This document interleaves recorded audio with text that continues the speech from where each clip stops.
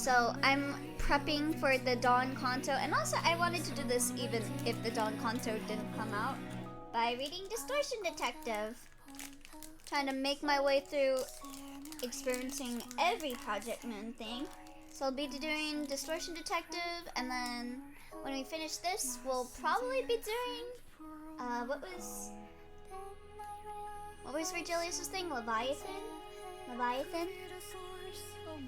But yeah, so let's get started. So let me eat some of my granola bar. It's really yummy.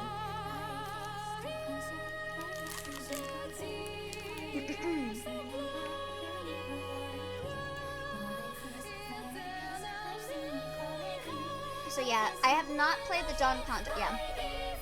No Kanto 7 discussion. Elio has not played it. If you talk about Kanto 7, I will assume you did not read this, and I will probably immediately ban you. PM fans cannot read is not a funny meme. But yeah, let's get started. I can see the distortion. 1 cause, 2 explanation, 3 understanding, 4 acknowledgement. By the way, how does the music sound? Music down? Okay. I just turned it down. Does it sound alright now? Too loud? I was like, maybe instrumental only playlist? Yeah, probably. Let me see if I can find an instrumental only. Project Moon music. Instrumental.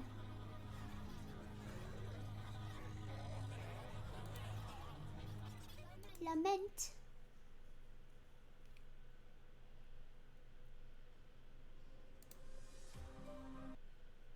Okay, we'll go with this. Okay. Yeah, I agree. Instrumental vocals are distracting. Yeah. Floor of History music? Yeah, I can put that on. Does this have Floor of History? Does this only have Limbus? Yeah, let me put on the Arena playlist. That's more thematically appropriate since it's a library.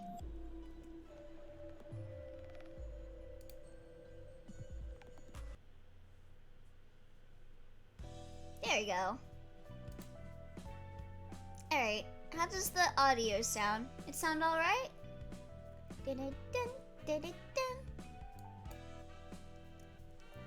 I can see the distortion, and the distortion can occur to anyone.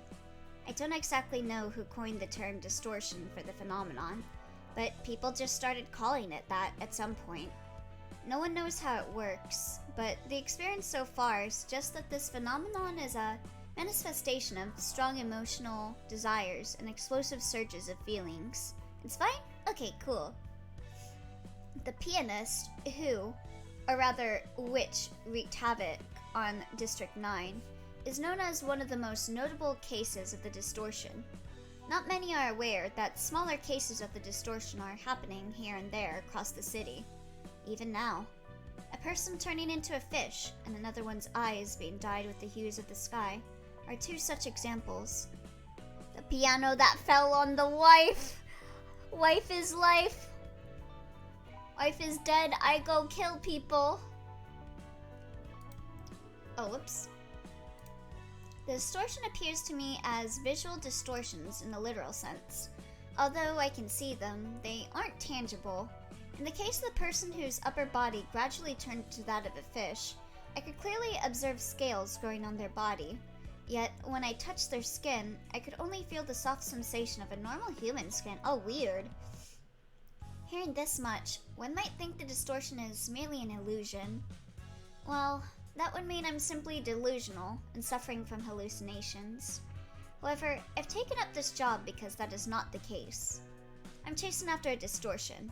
It's secretive yet explicit, and it proceeds slowly.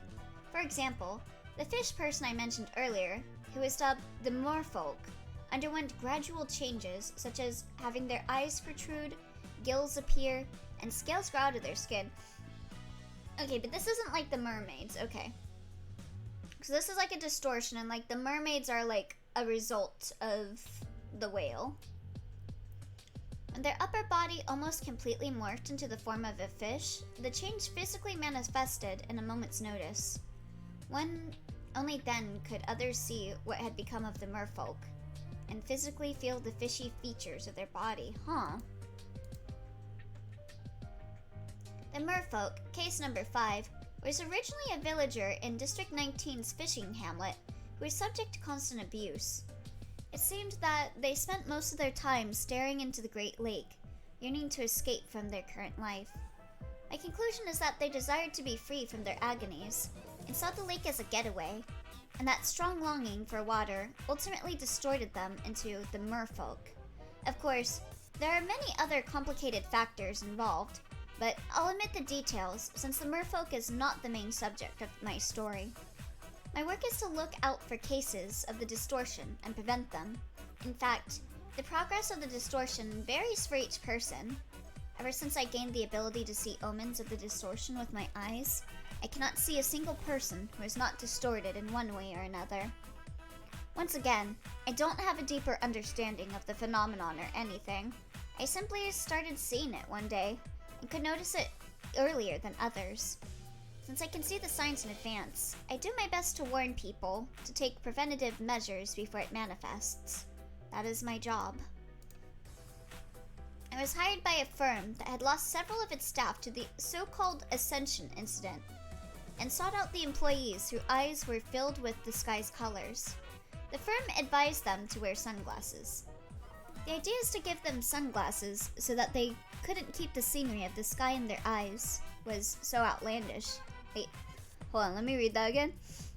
The idea to give them sunglasses so that they couldn't keep the scenery of the sky in their eyes was so outlandish it made me chuckle. The sky no longer being blue for them didn't have much positive impact on their boring lives, but at least they didn't evaporate anymore.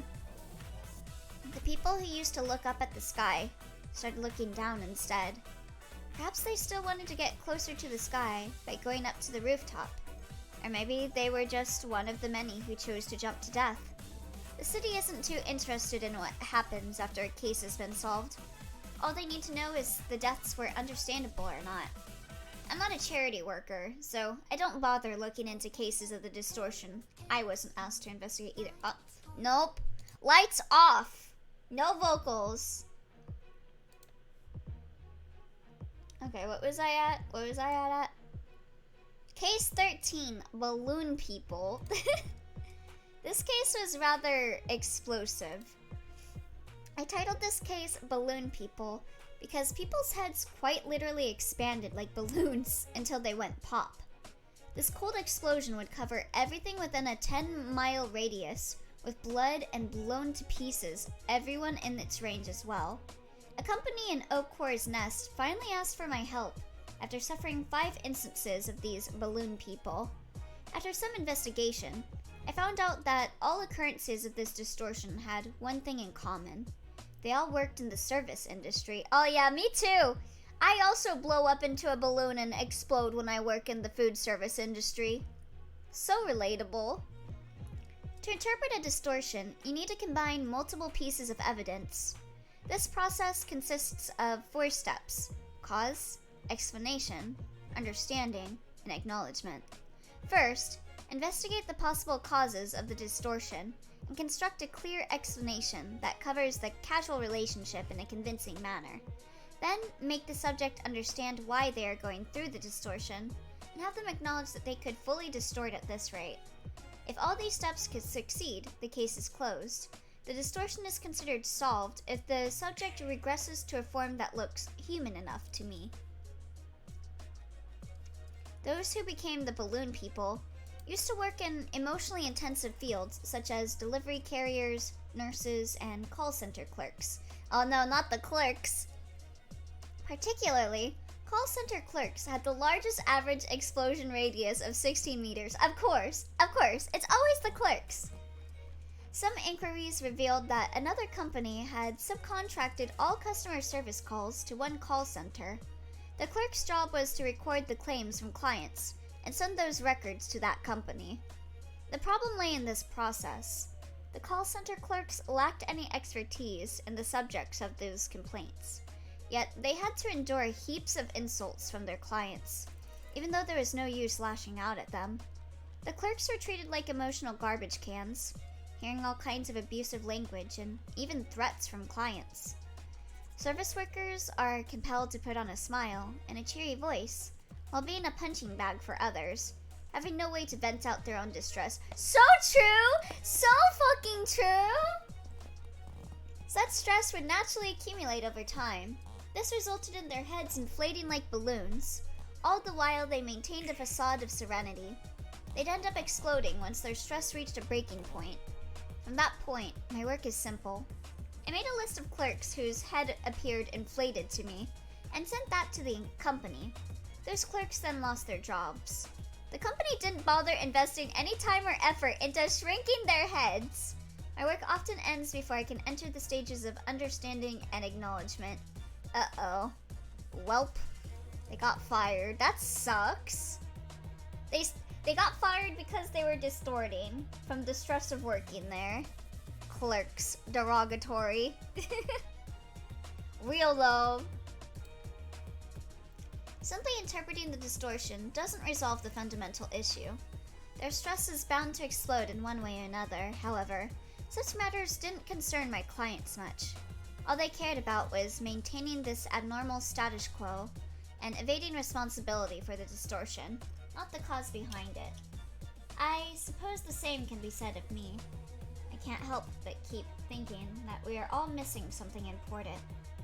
I believe I'll be chasing after the distortion for a while, as every single thing appears distorted in my eyes. Oh, everything appears distorted to your eyes? So that's why she's the Distortion Detective?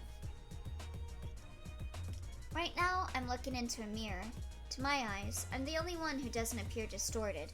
In a world full of distorted people, could the one person who remains unchanged be the distorted one? As I look at all the distorted people, the distorted streets, and this distorted city, I come to think that maybe the whole world is distorted. I can't fathom what would happen once the distortion of this world continues and reaches a critical point. Until then, I'll stay ever vigilant for the distortion. I am the Distortion Detective. Title drop! Boom boom! There they are. Any subscriptions or financial support will be greatly— oh, okay. that's not in the actual novel. Okay, let's go to the next part. Moses and Ezra. Self-contradiction. You idiot! I quietly murmured, grinding my teeth. Ezra had done it again. I told her numerous times not to ask sensitive questions to the subject of the distortion. Ezra then whispered to me, Detective, what do we do? Small, microscopic. Oh no, I'm distorting. Uh-oh. Oh no. This is what working in the food service industry does to a motherfucker. Ah! Oh no! Ooh! Let me get in here. Where is it? Oh no! Oh no! Ooh!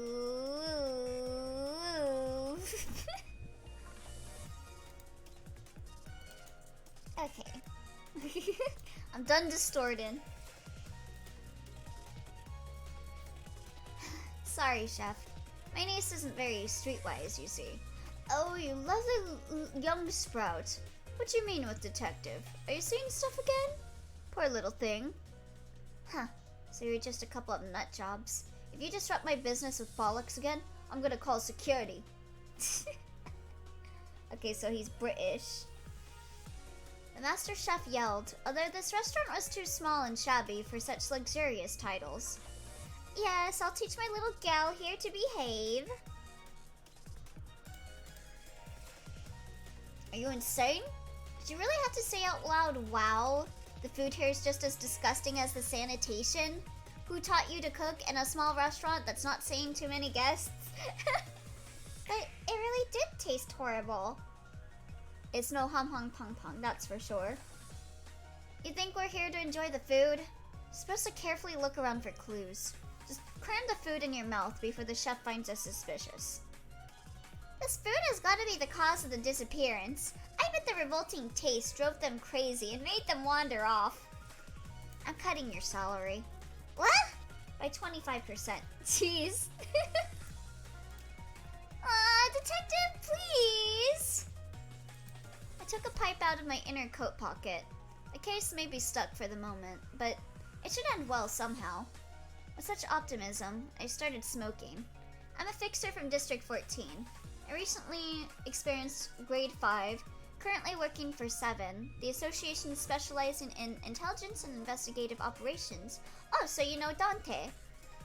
I solve mysteries for a living, though most of these unsolved cases are about the distortion anyway. The city still seems to be mostly clueless about the distortion.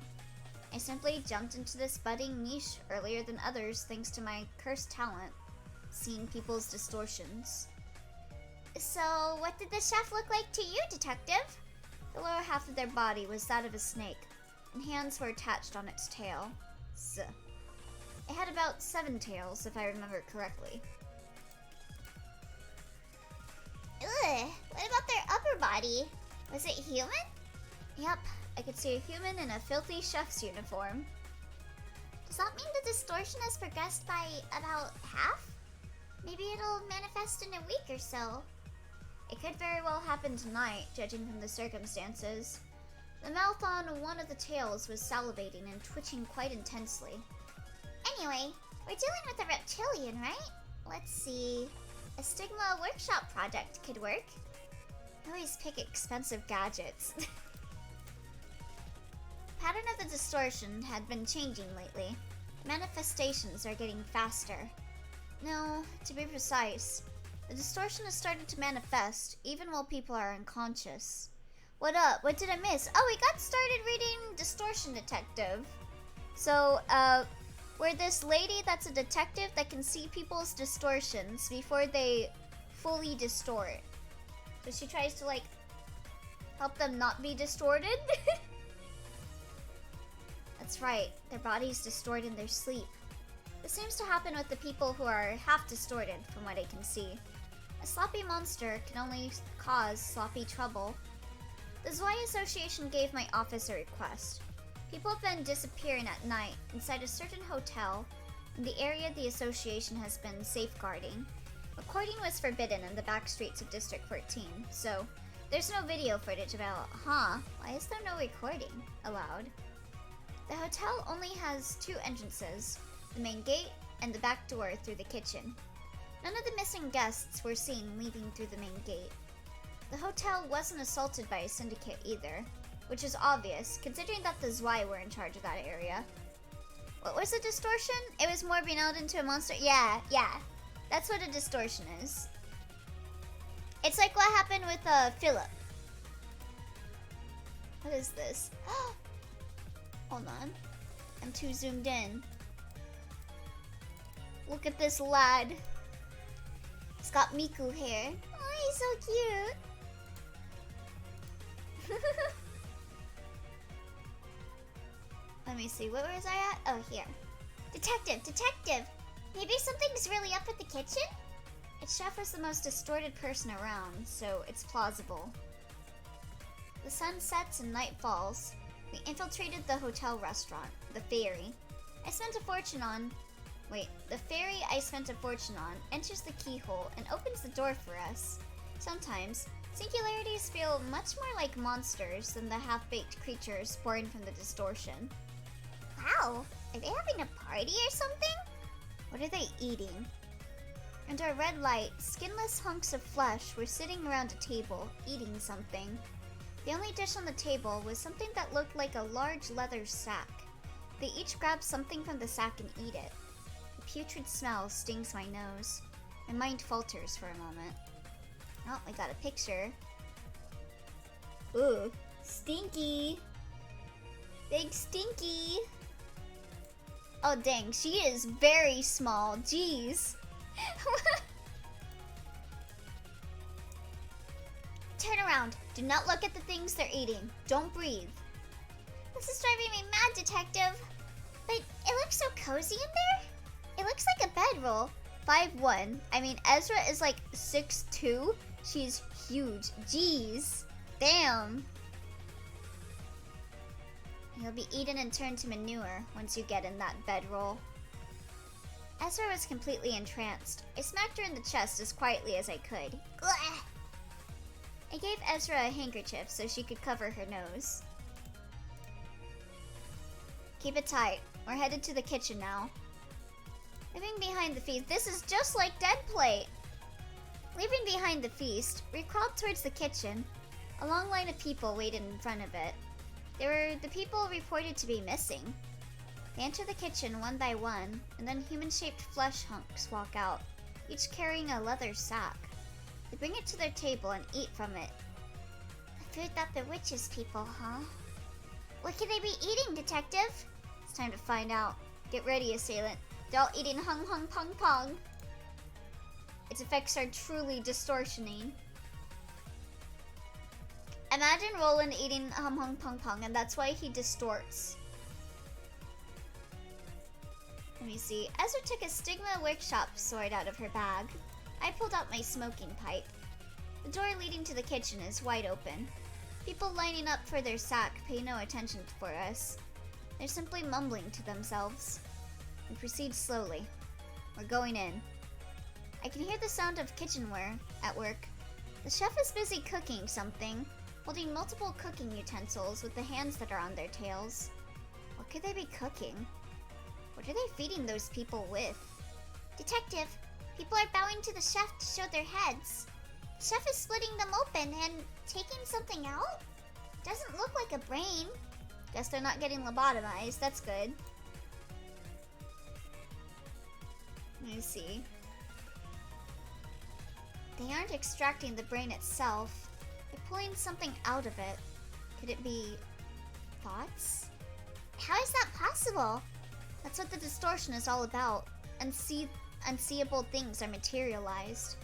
That means they're giving away their thoughts to the chef so the chef can cook them, and the chef also peels their skin to use as the sack. That's pretty wicked. My eyes met the chef's gaze. Hey, you're the insane bunch I saw earlier today. If you want to eat, then line up. The taste's gonna be nothing like the stuff you ate before. What are you feeding these people? I'm giving them what they want. I cook thoughts. People these days don't even know what they're thinking, so they need someone else to cook those thoughts up and feed them. I've already killed people. A case of the distortion that is capable of murder would be, according to the standards our office set up, a risk level 3 distortion. Jeez. He's not even fully distorted yet. Kill? They aren't dead. They're having a feast, don't you see? Ordinary food isn't enough to make people happy anymore. You gotta know who you are and what kind of world you're living in to truly savor the flavor. What's with clerks and... or not clerks. What's with cooks and distorting? This is the second fucking, like, restaurant person that I've seen distort. This is almost like a cheap urban myth. You've gone too far. Third. Oh, third? What? Detective? The fleshy things in the restaurant all came in here. I haven't tried it yet. I'll show you how your thoughts taste. Ezra, take them down. Stigma Workshop sword emits an orange glow. Oh, is this like the same stuff that Dawn Office uses? Oh, whoops. The wire on its blade heats up. Each time Ezra swings the sword, one of the hunks of flesh falls to the floor. The heated wire leaves beautiful symbols through the sections it slices, a trademark feature of Stigma Workshop's products. The smell of burnt meat soon fills the kitchen. Oh, they are! A sentient case of the distortion that willingly harms others is ultimately subjected to termination. We sometimes encounter distortions that we can't take down on our own, but most of them can still be dealt with in some manner. This kind is especially simple. Have you tried your own cooking then? Self-contradiction. Distortions that damage others while claiming to care for them are bound to face irony. So, you're feeding others with a dish you haven't even tried yourself? What makes you so confident in its taste, My cooking has to be tasty. All the customers look sad and sulky, even when I served them with the most delicious food before. It's because they don't think for themselves. You can tell if the food is tasty just from a person's face. Someone who doesn't try their own cooking isn't a real chef. Fine, I'll eat it. I'll eat my own food. There we go. That's the spirit of a true chef. Yeah, what kind of chef doesn't even try their own food that they're making? The chefs split open their own head. They put their hand into their brain and pulled out something glowy. Happy thoughts, all in a bottle.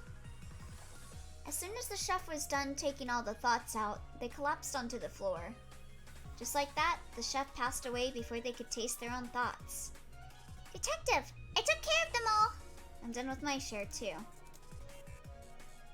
Should we contact the Y Association now? Yeah, just write up a short report. They won't believe all the fuss about cooking thoughts anyways. I'll go get some sleep first. Got it! Good morning, Detective Moses. You're a bit later than usual today, huh? Yeah. The line at Hum Hum Pung Pung was long today. Guess everyone wants to check it out since it's the first to open in the north of the city. It's always Hum Hum Pung Pung. Oh, Hum Hum Pung Pung. Did you get some for me too? Yeah, got one for you just in case. You liked mustard, right? Mustard flavor is great. That's why he just sent us the reward just now. That quick? Only took them a day. I bet they scanned the paperwork. Anyway, to sum up this case, it was about an unappreciated cook who wanted to bring joy to the people in their own twisted way. It's a cruel story. I had to deal with the distortion on her own, a lot more often these days, now that I think about it. Why are the Wings and the Others Association so passive about it? Monsters are actually appearing. Let me see. Because none of them were noteworthy enough to even be an urban plague. Well, the pianist being the sole exception. Still, shouldn't someone do something about this? It's like a ticking time bomb. I bet a lot more people die to syndicates than to the distortion. By the way, you're not actually gonna cut my salary, are you? That stupid chef's food really was the cause. Psst. Try using that good memory for something better. I can hear you! Dun, dun, dun, dun, dun. What the next chapter holds. The room is breathing. I can feel its respiration, its beat. No one knows how many people this room has devoured. A dying elderly person stands before me. A lonely old person whose breath is fainter than the room's. Forgotten by others, this aged person has brought and taken in people. As the dodgering one faded from everyone's memories, so too did the people they took in. Alright. Oh, the photographer. Joseph? A detective office for unsolved cases, located in a 3-story building somewhere in the streets of District 4. It's a mystery how people manage to find their way to my humble office. There's rumors of a haunted alleyway. People who pass by it disappear. How did they disappear exactly? Ezra asked curiously. Could you get a more reedy music? What do you mean? What is reedy music? No one knows who disappeared or how. All I know is that someone disappeared somehow. Then it's either a memory manipulator or a reality warper. But detective, I thought reality warpers only existed in your theories. Not combat music? Something chill like the current music? Like This Is Fine? Cowards?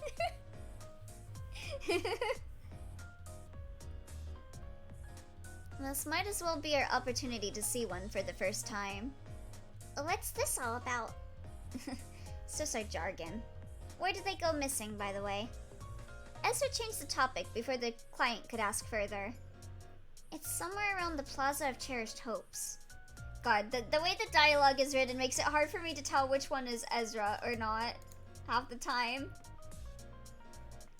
Well, let me see. It's not too far from here. How did you know the people went missing? Used vehicles and objects were found abandoned in the streets, like bicycles and cars.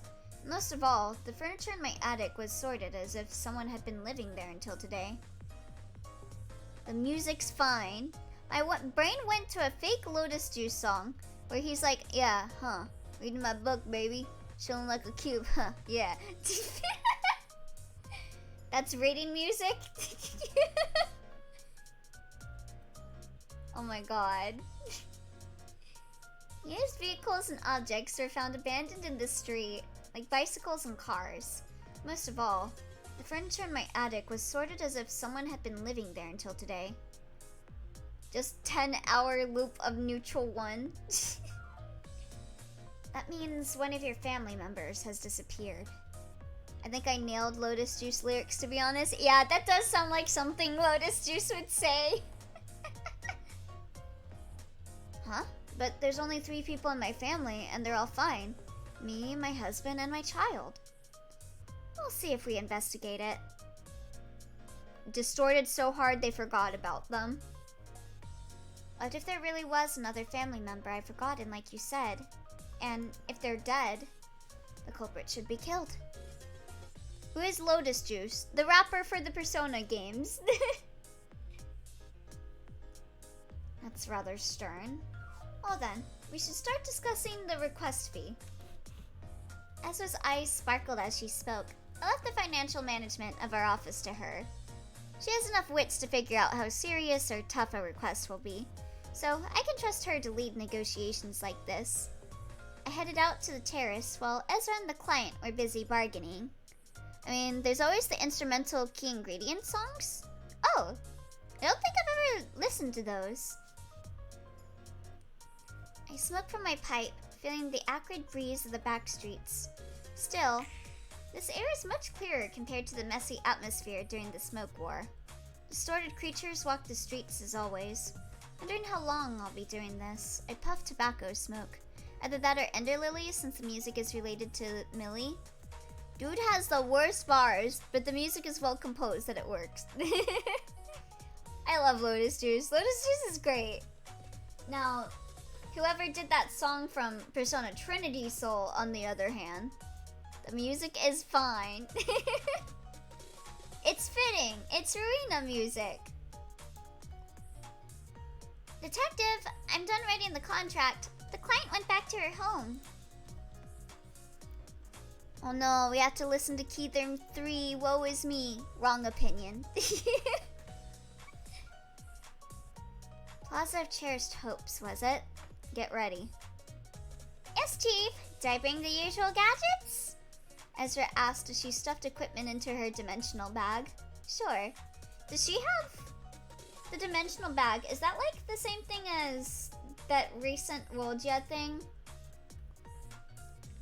That's Taku Iwasaki. I think the instrumental is good, but then the fucking vocal sample. Like Gebra, maybe we can skip? Sure. Yeah. Gebra's intense enough that we can skip hers. I walk along the streets with Ezra. The time is 2 p.m. Ta-da! Here we are at the Plaza of Cherished Hopes. What do we do now? Wait till the night falls? Devot has it, but so do those, Wuthering Heights butlers. Oh, okay. This seems like something people can get if they can afford it. Gotcha. This case appears to be a location-type distortion, judging from the client's description. A powerful distortion can affect its surroundings as well, assimilating nearby objects into it. We should look for any distorted buildings. But only you can see those weird buildings, Detective. What can I do? See if there's abandoned bikes around here, maybe? Windows with eyes, apartments floating in the air, doors with teeth, rooms filled with water. There are a lot more distorted buildings than it seems. It'd be quite a sight if they manifest all at once. Now, which building to investigate first? I don't have any specific criteria set in mind. Some deduction and intuition are all it usually takes to figure it out. This one is a case of the distortion that devours people whole. The victims are soon forgotten by others. Why were they attracted to that distortion? I need the profiles of the missing people, but if no one knows who disappeared, it'd be difficult to figure out their common traits. Dude, did Gurren Lagann Gatchaman crowds on JoJo Part 2, so he's really good, but LMAO, don't let the dude rap. Don't let him cook. Ezra, look for a place around here that provides goods or services for free. What? For free? Does that kind of place even exist? Preferably a place where people who don't have a job would go. And that is why it's easier to figure it out. The distortions of the city are actually rather simple to understand. I mean, he didn't rap, that's just a sample from a pack. Oh, I see. Ah, there it is! A place called Lumiere's Soup Kitchen. Is it sponsored by anyone? Nope, it seems to be run by an individual. Lead me there. People who are destined to be forgotten in the city will naturally be attracted to free meals. You can very easily find it, and it sounds so weird without instrumental. Really?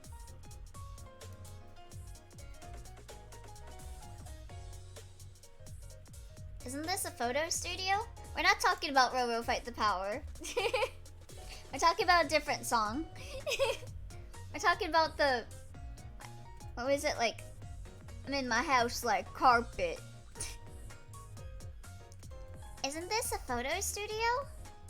What? It looks like a worn out tent though. It's a distortion. Does that really look like a photo studio to you, detective? Burning Men's Soul. Yeah, that was the name. An age studio.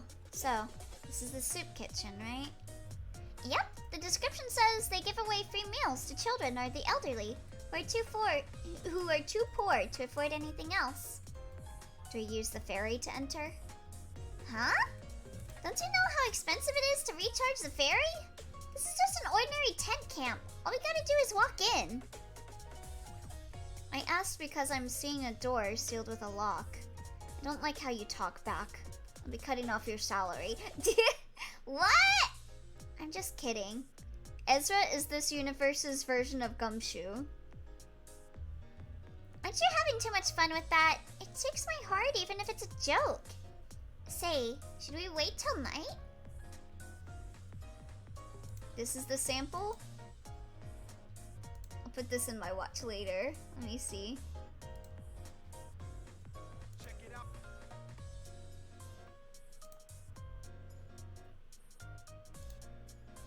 There we go. Let's see, where was I at? Aren't you having too much fun with that? It breaks my heart even if it's a joke. Say, should we wait till night? Oh wait, I just remembered there was something I wanted to do while I was reading this. Put my glasses on.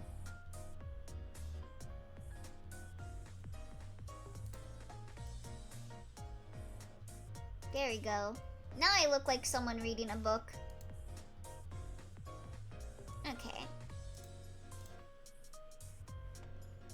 We can interfere with the distortion that's manifested this much already. What are we waiting for then? Hold on. You shouldn't just barge into a closed-off section of someone else's mind. I walked up to the door and gently knocked on it. Soon enough, the door was unlocked. Let's get inside. What did you just do? The entrance opened up on its own. I simply showed courtesy. You told me not to use the ferry or anything, so all I could do was knock on the locked door. A photo studio is set up inside a wooden building. The whole building excludes the smell of hardwood, and large frames fill up the walls. Wow, it's much bigger on the inside. Now I see why you said it looked like a photo studio, detective. I guess it's visible to you now. Could those photos on the walls be the missing people? Perhaps. Each frame held a picture of corpses, various photographs of dead people. One common feature is that they all died indoors.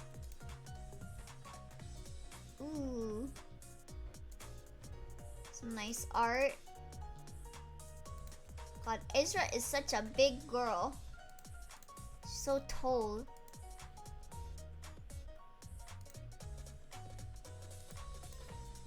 This room is breathing. I can feel its respiration, its beat. No one knows how many people this room has devoured. A dying elderly person stands before me.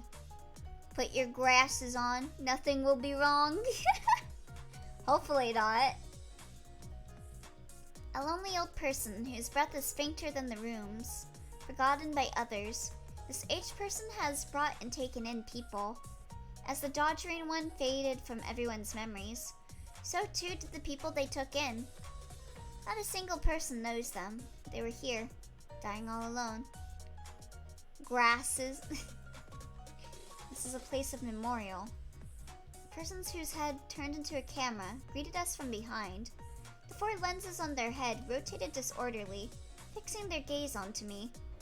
I love pen pals. Yikes!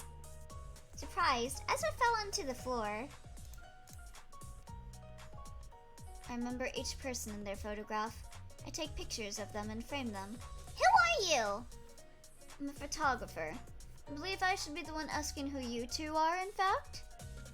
This is Moses, the Distortion Detective, and I'm the talented sidekick, Ezra. She speaks with confidence, revealing our identity so shamelessly.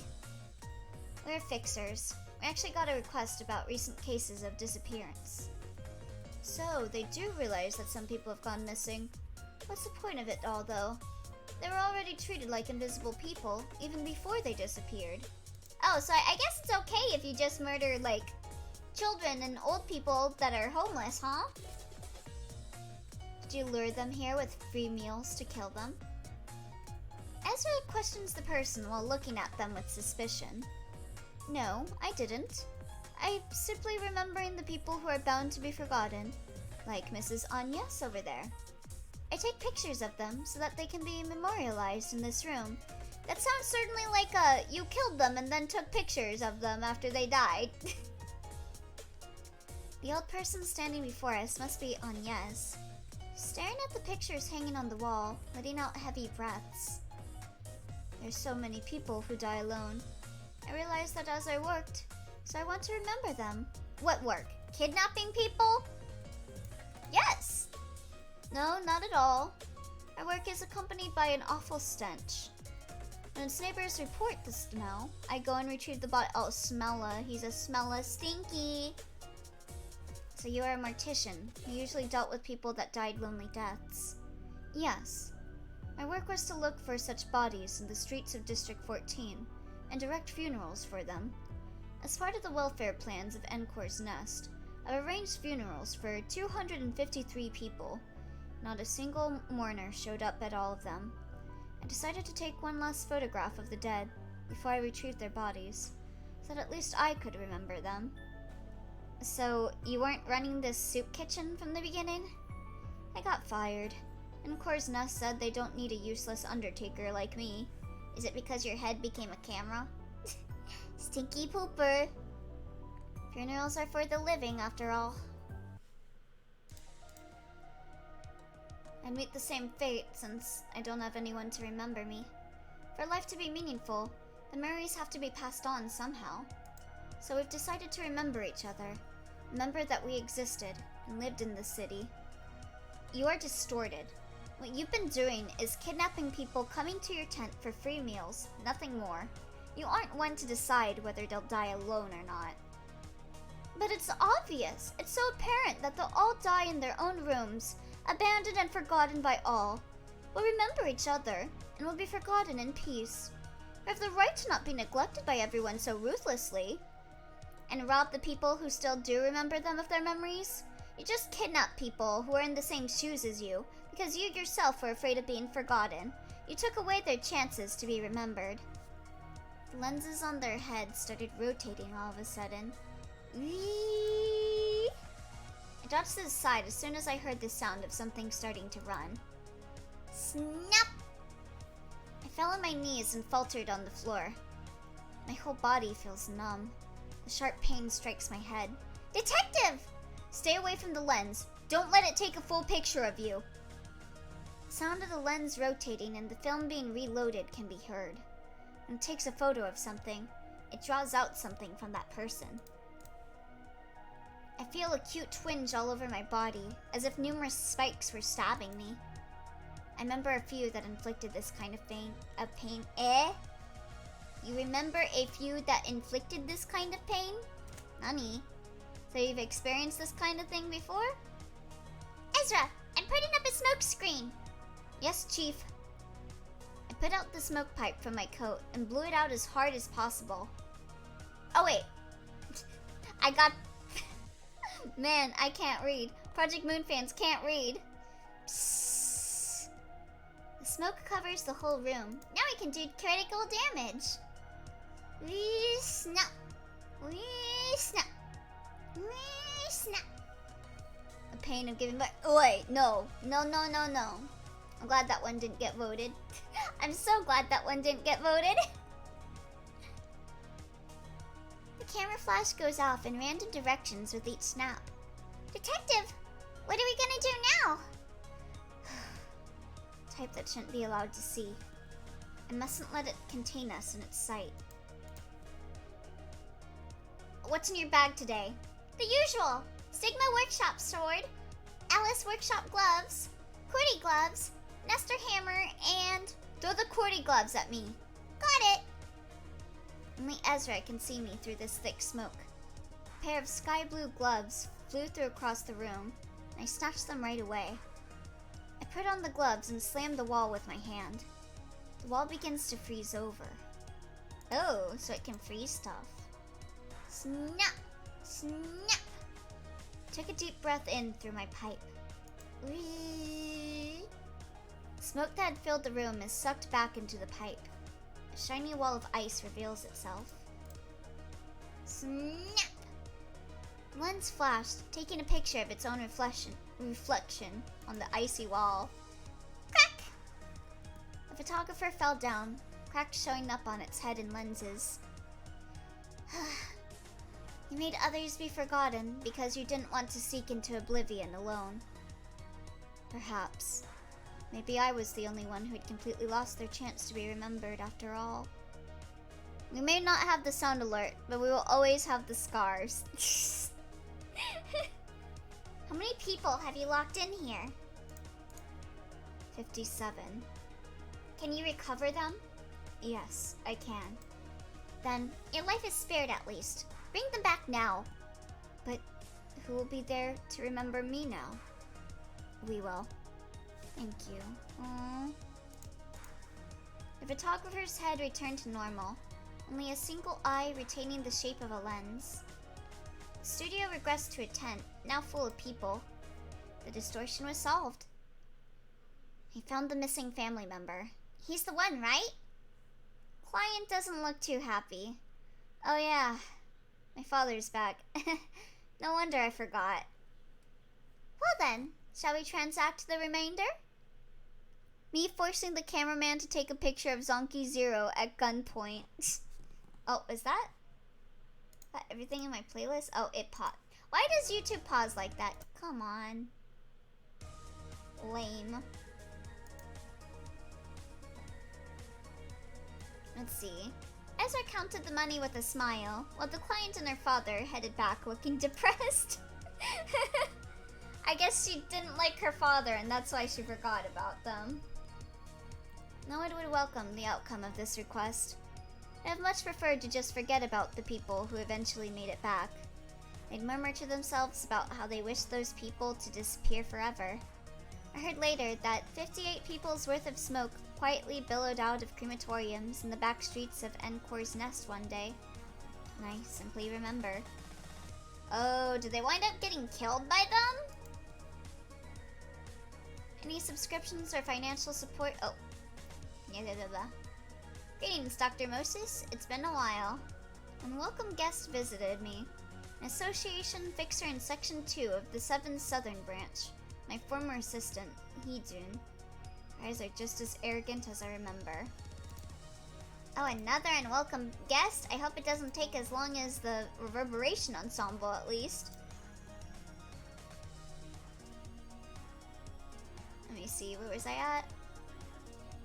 Must feel good to be playing in the big leagues way above me, doesn't it? Oh no, not at all. Hello, Hijion Suyonbe? Ezra, you tactless dork. Hope you realize how much they're looking down on us by now. Heejun? Lost the minigame again? What gender is Heejun? What are you doing there, heading north all the way up here from the south part of the city? Must be a complete mess down there with Elcor collapsing. Just keep reading? You're sharp as always, Doctor. I'm actually here because of that. What? Look, I'm just too old to get myself involved with the wings. The distortion. You can still see it, right? I would have closed this office otherwise. I wonder how I appear to you then. Snobby prick. Always asking questions I'm not comfortable with. Well, your mouth is sewn up, it seems. Perhaps because it's actually gonna be zipped up soon enough. I actually can't see their face at all, other than their two eyes floating in the air. Haven't changed at all. Don't you need some funds? Do I look like I'm in a financial crisis? Everyone in the city is constantly in a financial crisis, so yes! Then why else would you be doing work as silly as the Distortion Detective? I see. It's because you still can't forget about what you did back then. You still regret that, don't you? That's enough. Shut up, Heejun Suyonbe. Ezra grabbed Han Heejun by the collar. The uncanny smile in their eyes still wouldn't go away. Let them speak on. Ezra and I were the ones to survive your rampage that day. You're essentially responsible for our lives, Doctor.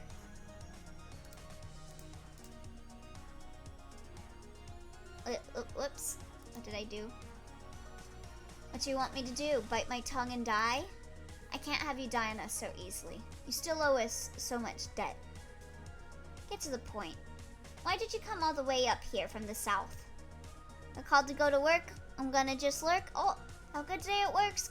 Have a good day at work, Lobotomemer 238. I hope everything goes well. You see, I want you to head down there for a while. The Southern Branch is dealing with troubling incidents that are suspected to be cases of the distortion. We need your ability, Doctor. And please, stop with your shabby attempts to solve your cases. What we want is the distortion manifesting in its whole. Don't try to restore them, just leave them be until they fully distort. What, is the 7 into human experiments now? I was hoping to relax her. Yeah, that's fucked up. They just call you in, like, the day after a hurricane?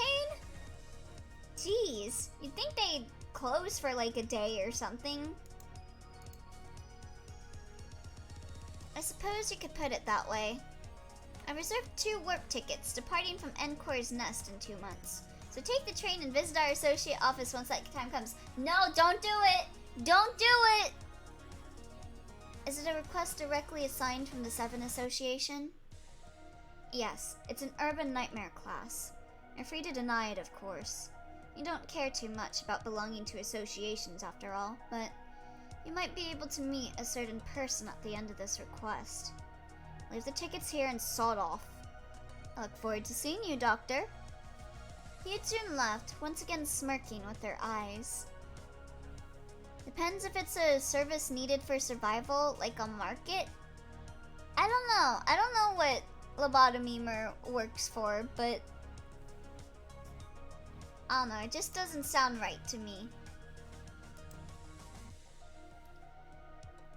Ezra, throw some salt out the door or something. I don't have any salt in the office, though. Should I go buy some? You know what? I gotta buy some. I knew this day would come. The office feels like a devastated war zone after that snob swept by. I keep smoking until the evening, fighting the memories of my past. That's not good for your lungs, lady. Ezra, bring me a map of the city. Yes, Chief. But we don't have an officially printed map here. One sec, I'll try drawing one up. She's passionate in weird areas. That's what makes her fit to be my assistant. Here, it's done. I made it using Picture Store. You call this a map? Well, it works. She has puffy broom. She's fine. That is definitely the most drawing ever. beautiful. Looks like she made this in paint. Wonder what this says. I'm assuming outskirts or something. I live in District 14, which belongs to Encore's Nest. Taking a warp train is the only feasible way to get to District 11 and K-Core's Nest. I frankly want nothing to do with the white tie fixers in the south, but at the end of the day, I have no choice but to go. All because I committed an irreversible misdeed. 2 months later, huh? Hee-jun Seonbae said this was related to Elcore, then why aren't we just going straight to District 12 where Elcore used to be? I heard Elcore's Nest has already fallen into absolute anarchy. It probably called us to stay in a safe place that's relatively close to it. The warp platform in Elcore's Nest likely stopped operating anyways. What is this? I'm not gonna watch this. I'm reading. I thought you didn't want me to disrupt my reading. Detective, are you really gonna stop solving distortions once we get there? Are we just going to kill them? That's not up for me to decide. It'll depend on the severity of the distortion. But what if we ran into a distortion that could be reversed if we tried? We can think about that later. There's still time, so let's do our work as usual for now. Got it! I'll fetch our next request. Okay. Let's head over here. It's been a week since Han Hee-jun stirred up a storm in my head. There's no point in being ambivalent about going there, now that I have no other option. What am I agonizing for then? Is Hee-jun? Well, what is... Oh hey, they reduced the spacing. Seonbae, I know...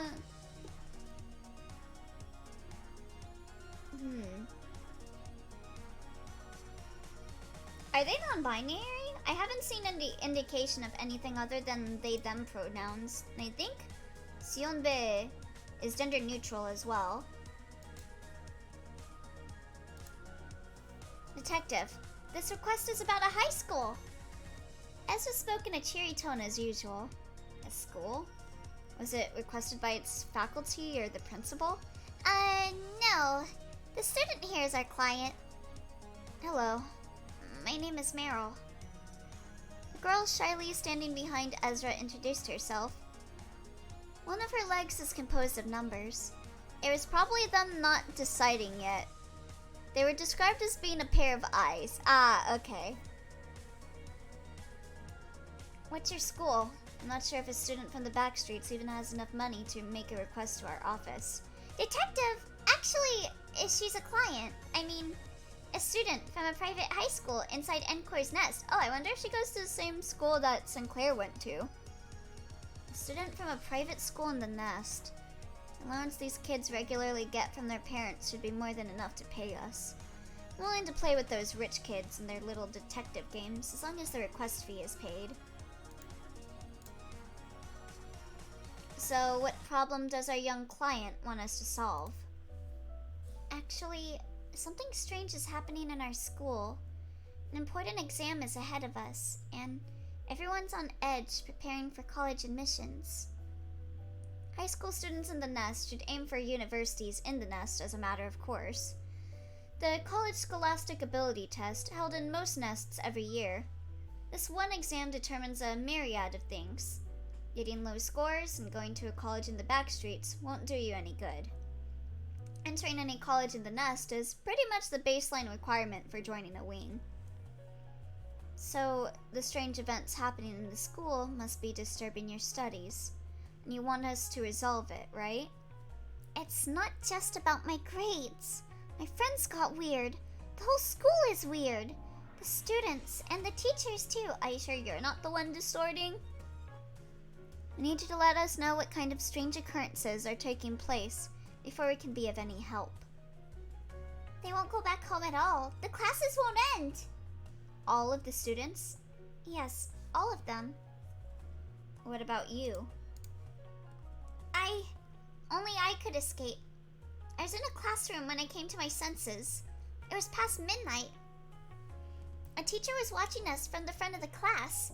And all my friends were absorbed in study, solving problems in workbooks. Aren't parents worried about their children not coming back home? Ezra asked, confused by the apparent strangeness.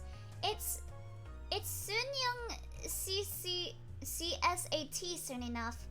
Our school's average scores for the mock tests made the top 10 in our nest. Parents must have been okay with however the school treated their kids, as long as their grades were improving. How long has this anomaly been going on? The last thing I remember before I lost myself was 2 months ago. It was the day when the school announced that they're making a scholarship class. They said students with the highest grades would be selected. A distortion that has lasted for 2 months. We should go there and see what's going on ourselves. Ezra, we're headed into the nest. Yes, Chief. I'll get the fixer license and the association certificate. I don't really feel like staying in Encore's nest any longer than necessary. The place full of buildings painted in pure white. End up going crazy in no time if I lived there. The squarish 5-story school building is also in white, though the white gate is a white schoolyard. School is dead silent. Then something foreign catches my eye. A red number floating on the rooftop of the school. 5. Meryl, what is that number on top of the school building? That shows how many days are left until this year's final mock exam. It's painted in a menacing blood red. But, Detective, the number is white, just like the rest of the school, though? It's a distortion. Red liquid drips from the number sign. Are there any procedures for us outsiders to take before entering? There are, but I don't think anyone cares right now. When we enter the school building, a noise can be heard. Scritch, scratch. Noise grows louder and more frequent. Scratch, scratch, scribble, scribble, scribble. It hurts my head. What is this grating noise? It's the sound of students in each class solving problems on worksheets. They press the pencils against paper so hard when they write. I look through the windows of a class designated 1-7. 40 students had their heads fixed inches above their desk, only their hands moving briskly. Which of these students look like to you, Detective? Amalgamations of numbers in school uniforms. Yeesh! That means the distortion has progressed by a lot, right? They're pretty much distorted already. What do you mean by distorted? That means the strange events you described are happening in real life. Something showed up from the end of the corridor. It was a moving wall, big enough to blockade the corridor completely. Warning! Warning! Students who do not study will face disciplinary action! Detective, it's a distortion! I can see it too! A formula is written on the wall. A distortion made of math problems. I ain't solving that. This world is never short of oddities, isn't it? This one seems to be a calculus problem. Ezra, can you solve that problem for us? No. Why did I even bother asking? Accounting is the only kind of calculation she's good at. How about you, Meryl? Well, I'm more of a humanities major. I feel y'all. Fuck math. Behind us is a dead end. We have to break through anyhow. All we have to do is solve that math problem on the wall. But no one is up for it. Guess it's up to me now. I took out my ballpoint pen and wrote down an answer on the approaching wall. Wrong answer. You will attend supplementary lessons now. Knew it. The wall pressed against us, so this is how it ends. I should get someone smarter to be my assistant next time. My consciousness fades. When I woke up, I found myself sitting at a desk in a classroom, wearing the school's uniform. Students around me are still busy solving problems on the worksheets. Much time has passed. A red number 30 floats at the center of the class. The last one I read was 5. Does that mean we traveled back to the past? Could this be a case of the distortion that can reverse the flow of time? A sudden burst of force presses my head from behind. My face was slammed right onto the desk. Tease. solve the problems. An oppressive voice ordered me. I skimmed through the worksheet on my desk. 17. Blending 3 humans in a mixer generates 10 units of energy. Given these conditions, what is the optimal solution to dismember 2 humans to generate 15 units of energy? 23. Chiosu wants to be an artist. The wing Chiosu has to go to does not need any artists. Given these conditions, how many dreams should Chiosu kill? Jeez. Korean school system, am I right, guys? 45. There's a cube composed of minuscule humans. The cube factory must meet a certain quota each day. An eyeball can be squeezed for a hexagon. When O is the outer center of the left eye, how many right eyes are needed to make a cube with side lengths that are 4 meters long? Distorted school giving out distorted problems. You must constantly print out meaningless problems that'll be solved without any significance. Detective, I have no idea what any of these problems say. Ezra's seat was right next to mine.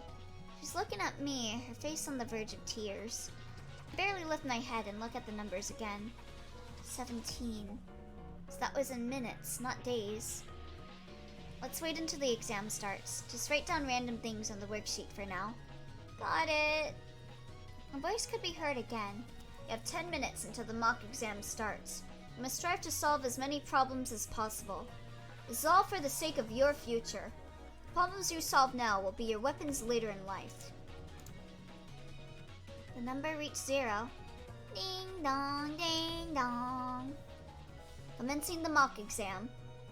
With that announcement, the school crumbled. All that remained were the students on a white plane.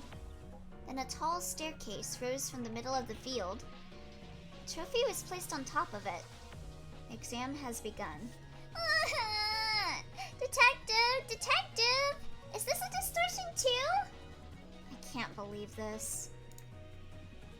It seems it's time to update my information on the distortion phenomenon. Keep it together, detective. We gotta run for now. It appears that a massive world of its own can be created when the interests and desires of a large group of people coincide. This is my first time seeing a distortion occur at this scale. Mass distortion. The entire school is distorted. No, it's the school building itself. It's not the school building itself. Every student in it is distorted. All the students run towards the staircase, trying to climb up it. Some try to nail down the students ahead of them, while others push away the students behind them. The numbers add and subtract each other. They multiply and divide by each other. Decimal points pour out of their bodies. This is a war zone, a very vicious battle. A war where everyone recognizes each other as numbers. No other words are needed. In this scene of numerical violence, they must add to themselves and divide others. The problems they've solved so far become weapons to kill each other. When a student assaults another with numbers, the numbers on the victim's head falls off. Ooh, I need some water.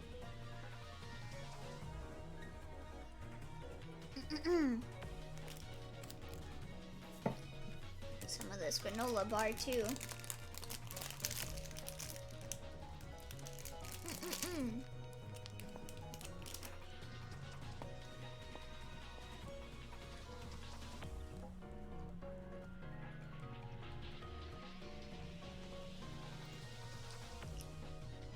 Okay. The number students won't attack us. Perhaps lowly numbers sitting at the bottom of the staircase like us aren't worth their attention.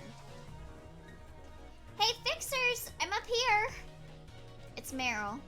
Her distortion progressed much more in the short span of time we were separated from her. She was already halfway to the top of the stairs. Meryl, you should come back down here, Ezra yelled. Meryl, there's no reason to climb those stairs. This is a war, a gamble. Fighting against each other with knowledge and grades on the line. If you don't climb the stairs, you'll be safe from it. No, I'll stay here. We all agreed on this to decide who gets to advance to the scholarship class. Meryl replied, killing other students. You're taking part in this massacre? I'm already halfway there, though. I can go further. A 7 struck Meryl's head out of nowhere. The numbers in Meryl's head scattered about as she fell to the floor. Thud, thud, thud. I can hear the sounds of numerous students hitting the floor, the noises of students killing each other. Ezra has turned away from the sight, looking at the floor. I silently continue to watch the staircase. Oof. Move myself around a little bit here.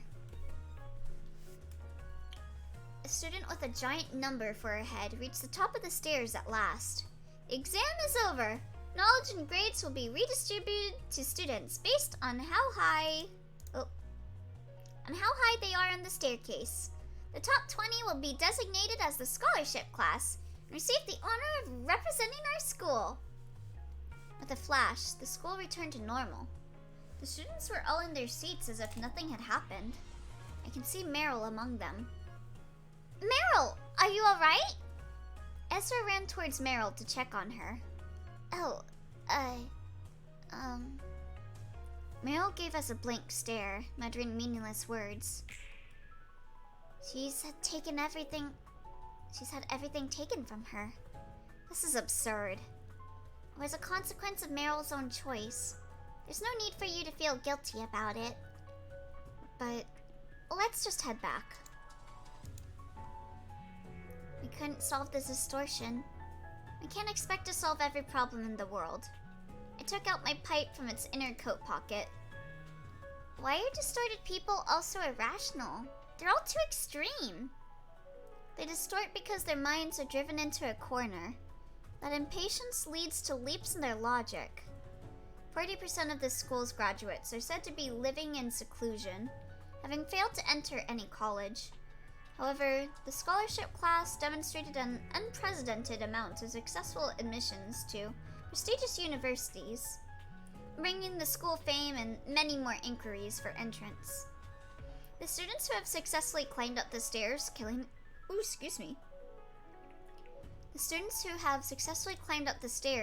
each other will grow into the feathers of the wings.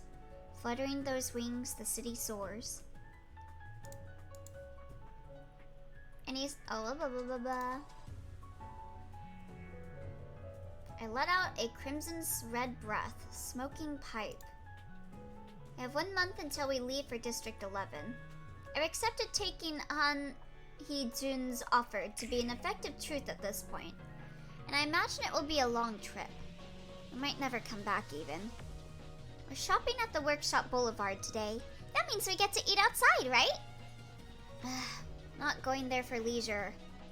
I know! Our purpose of visit is to request the workshops for the equipment and gadgets we need in our office.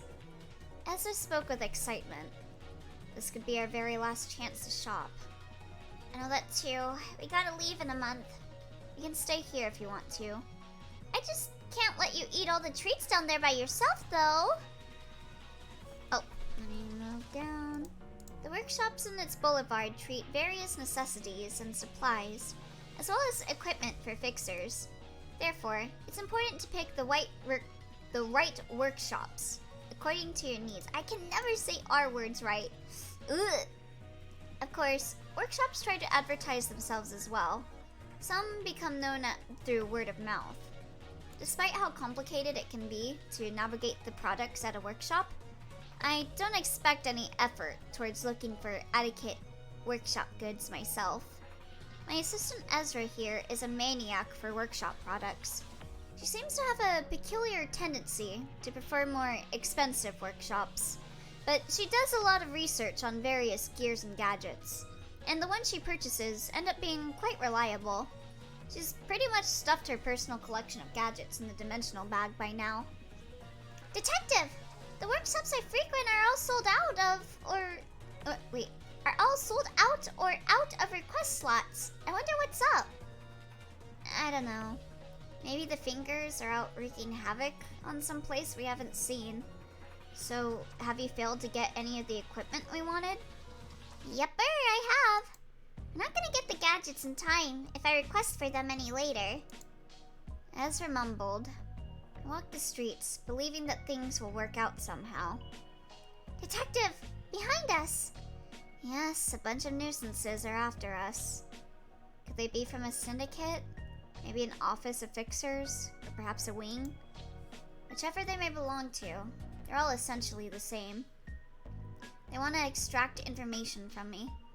Well, to have a friendly chat with the fellows following us into the streets like this, we need to go deeper into the alleys. We slowly walk through the complex alleyways, intertwined like a maze. Steel doors are lined up on the walls, guarding resistances that don't appear to be well maintained. The time is noon. Ish-ha noon. The noise of pedestrians fade away, while the footsteps of our pursuers becomes louder. We've arrived at a dead end, an empty lot. This is our favorite spot for conversations. An obscure corner in the streets with no witnesses. And even if a witness were to exist, they wouldn't be able to go anywhere from there. Now, what could you be wondering about, friends? So much as to follow us all the way out here? I took out my pipe from its inner coat pocket and held it between my lips. There's a lot of people. I've seen around 30 of them. They're all wearing green suits. The distortion doesn't seem too bad. All of them are holding weapons like bats and knives. One in a green fedora walks up to us and starts speaking. Oh no. Are you Moses, the fixer from Cookie Street? Yes, I am. Oh, that's a cute name for a street. He answered with a smile. We'd like to purchase that long smoking pipe you're carrying. That was unexpected. Somebody already has intel on my pipe? For how much? Ezra asks with a sparkling passion in her eyes. 100 million on. Damn. I think we could pay off the T-Core tax with that. Nay, this thing's worth at least 500 million. There's no way we're negotiating for a price that low. Right, detective? Ezra said in a rather disappointed tone. Oh, whoops. Not even 500 million on could buy it. This is essentially part of me, you see. I never fathomed the idea of selling it to anyone. Who told you about this pipe, by the way? That's unfortunate. We were looking forward to a graceful trade. The one in the fedora walked back and blended into the group. Ezra, can you handle them all on your own? Yes, Chief! Ezra yelled as she put her dimensional bag on the ground. Street combat loadout! In response to Ezra's command, the Nestor hammer flew into her hand as she got equipped with Alice workshop gloves. The group of 30 people started charging us all at once. Wait, the Alice workshop gloves weren't the ones that froze things, right? I wonder what these do. Make it easier to carry stuff, maybe? Ezra blocks off the cramped passage to the empty lot by herself as she takes on the gang one by one. Alice workshop gloves can accelerate the movement of her hands by 5 times the velocity. Oh, I see. Okay. Activating the gloves, she swings her Nestor hammer, a small one-handed hammer suited for combat in confined spaces such as the alleyway we're in right now. The hammer is capable of delivering impact to a large area of the object its head comes into contact with. When the Nestor hammer hits one hoodlum in green with such accelerated force, it punches a wide hole through his chest. She violently swings her other hand to crush the jaw of another ruffian rushing at her. She breaks the bones and smashes the flesh of one mobster at a time, but not even her superior physique could impede all of them from getting through the passage. Most of all, Ezra is not being serious in the first place. Please take care of the ones I missed, Detective. I'm cutting your salary. What? I swear, she says that like every chapter. I let out a crimson red breath. The smoking pipe emitted a scarlet glow before assuming the shape of a sword. I grabbed its handle and prepared to talk. I positioned myself and stabbed the blade into the neck of a thug running at me. With elegance and composure in every step, I puncture a red hole in the body of each gangster coming at me. The strong scent of blood soon filled the alleyway and the lot. Detective! That fedora guy is trying to run away! Ezra yelled at me, her body covered in blood. I breathed a violent I breathed a violet breeze into my pipe. The pipe began flailing around as it elongated. It soon shifted into a whip with purple thorns growing out of it. I lashed out my pipe to snatch the ankle of the person in fedora. They stumbled and fell flat on their face into a pool of blood. Ezra drags the fallen mobster and drops them in front of me. Tell me, who gave you the information about my pipe? I was trying to avoid using it too often so I wouldn't draw unnecessary attention. I'm afraid I cannot say. Ezra, go have some nice heart-to-heart talk with this fellow.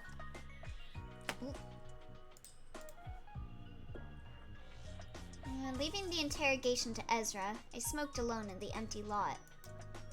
Not so long after, Ezra came back with the person whose face was now mashed pretty badly. Detective, this one seems to have a lock on their brain or something. I can't get them to spill the beans no matter what I do. I lifted the head of the mobster and took a look at the back of their head. The tiny logo of J-Core is branded on it. Indeed, it's locked with a singularity. The client must have spent quite a bit of money. Still, there's a way as long as it's not the most expensive type. A lock on their brain sounds familiar. Yeah, where did I hear that before? The Arbiters? Is it the Arbiters?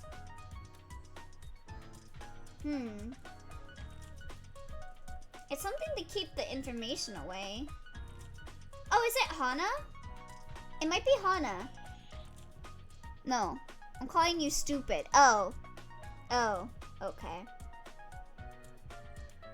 Okay. Oi. Ugh. You have fallen headfirst into my chasm of tricks. Fuck you! I don't have a lock on my brain. I exhaled a white puff through the pipe. The smoke coils around the mobster's body. Now take a deep breath in. They began to tremble as they inhaled the smoke. You're not acting out of your own will anymore. You're obeying my will. The lock will obstruct your thoughts no longer. They slowly began to speak at last. Yuria Atelier wanted to study the mechanisms of that pipe. Said it's okay for us to kill as long as we brought the thing. Are ateliers typically like gun places? Ezra's eyes were wide open, shocked by what she just heard. Ezra, do you know anything about Yuria Atelier? You had to stop yourself from saying it. I heard you. No! Oi! It's Atelier. It's Atelier. It's not Atelier. Of course. It's a premium workshop only accessible to people with their membership. It's probably one of the top 10 workshops in District 14, I think. I think ateliers are generally a place of creating things, yeah. Yeah, you're very confident about the pronunciation. I am. It's atelier. Which is why you paused for a second before you said it. Oi! Oi! It's atelier. The workshop's manic eyes sparkled as she gave me the explanation. A liar. No. Atelier. Then, why couldn't we join that membership? The conditions are a bit tricky. I don't think they'll accept us. I want to study the mechanisms of my smoking pipe, huh? Interested in learning how this thing works as well. Do you think this workshop could provide us with the gear we need? Yeah, you bet. They most certainly have the skills. Ezra, lead me to this Yuria Atelier. Let's say hello to whoever tries to get us killed, and take this. And take this thug with us just in case.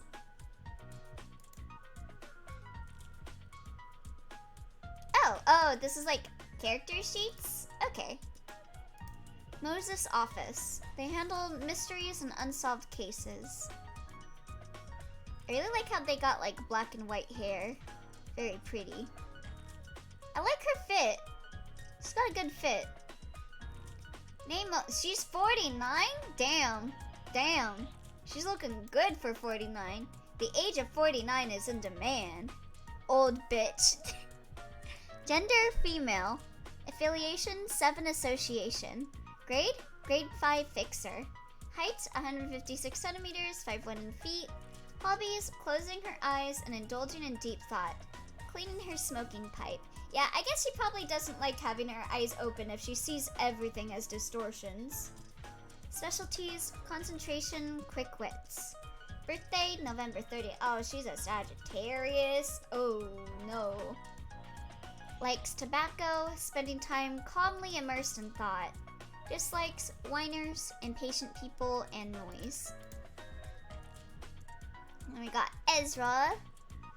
She's got like a bunch of stickers on her. Are these stickers or badges? They might be like what Dawn has.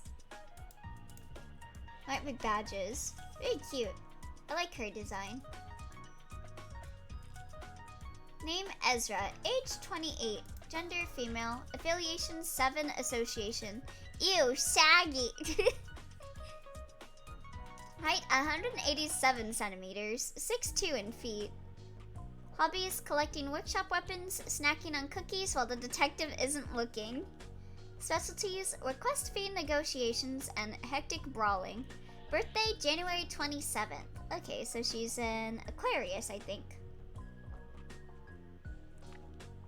Or no. Yeah, it would be Aquarius. Likes expensive and powerful weapons, sweets such as sugary coffee and cake, small animals, houses, hum-hum-pun-puns, and mustard sandwiches.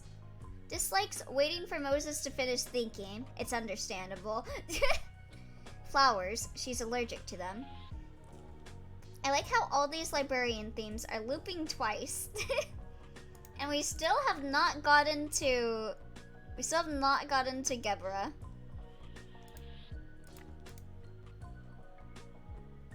Alright, Yudia Atelier. Ezra leads the way, carrying the fedora mobster on her shoulder. She seems excited to visit the esteemed workshop she's never gotten to enter before. The mobster with a smashed face tries to negotiate with us. Hey, don't take me to Yuria, please. She's gonna use me as her test subject, I'm sure of it. Should we really care for the well-being of a crook who tried to kill us? Yeah, just kill me now. I'd rather die here than be brought to that sick bastard. All the more reason to take you to her, then.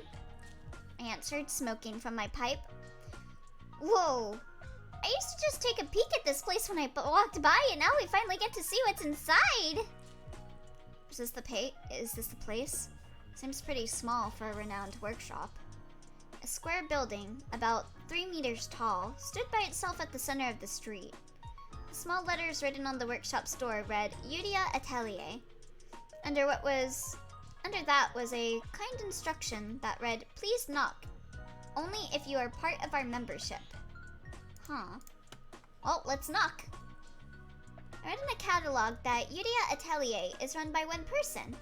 I think that's why it's so small. I assume it only produces goods in small quantities then. That's not the case, actually. I heard the workshop values both quality and quantity. That's rather suspicious. But before that, how do we get in here now? I could have Ezra break through a door of this size, but as with most things in the city, you should never judge something by looks alone. The door could very well be armed with some foolhardy security device that melts whoever touches it without authorization. Hey Fedora, how do I get into this workshop? You gotta have the membership. Well, do you have it? Only Syndicate took on the job so that we could get it. Oh wait, our Syndicate took on the job so that we could get it. How did you meet Yuria then?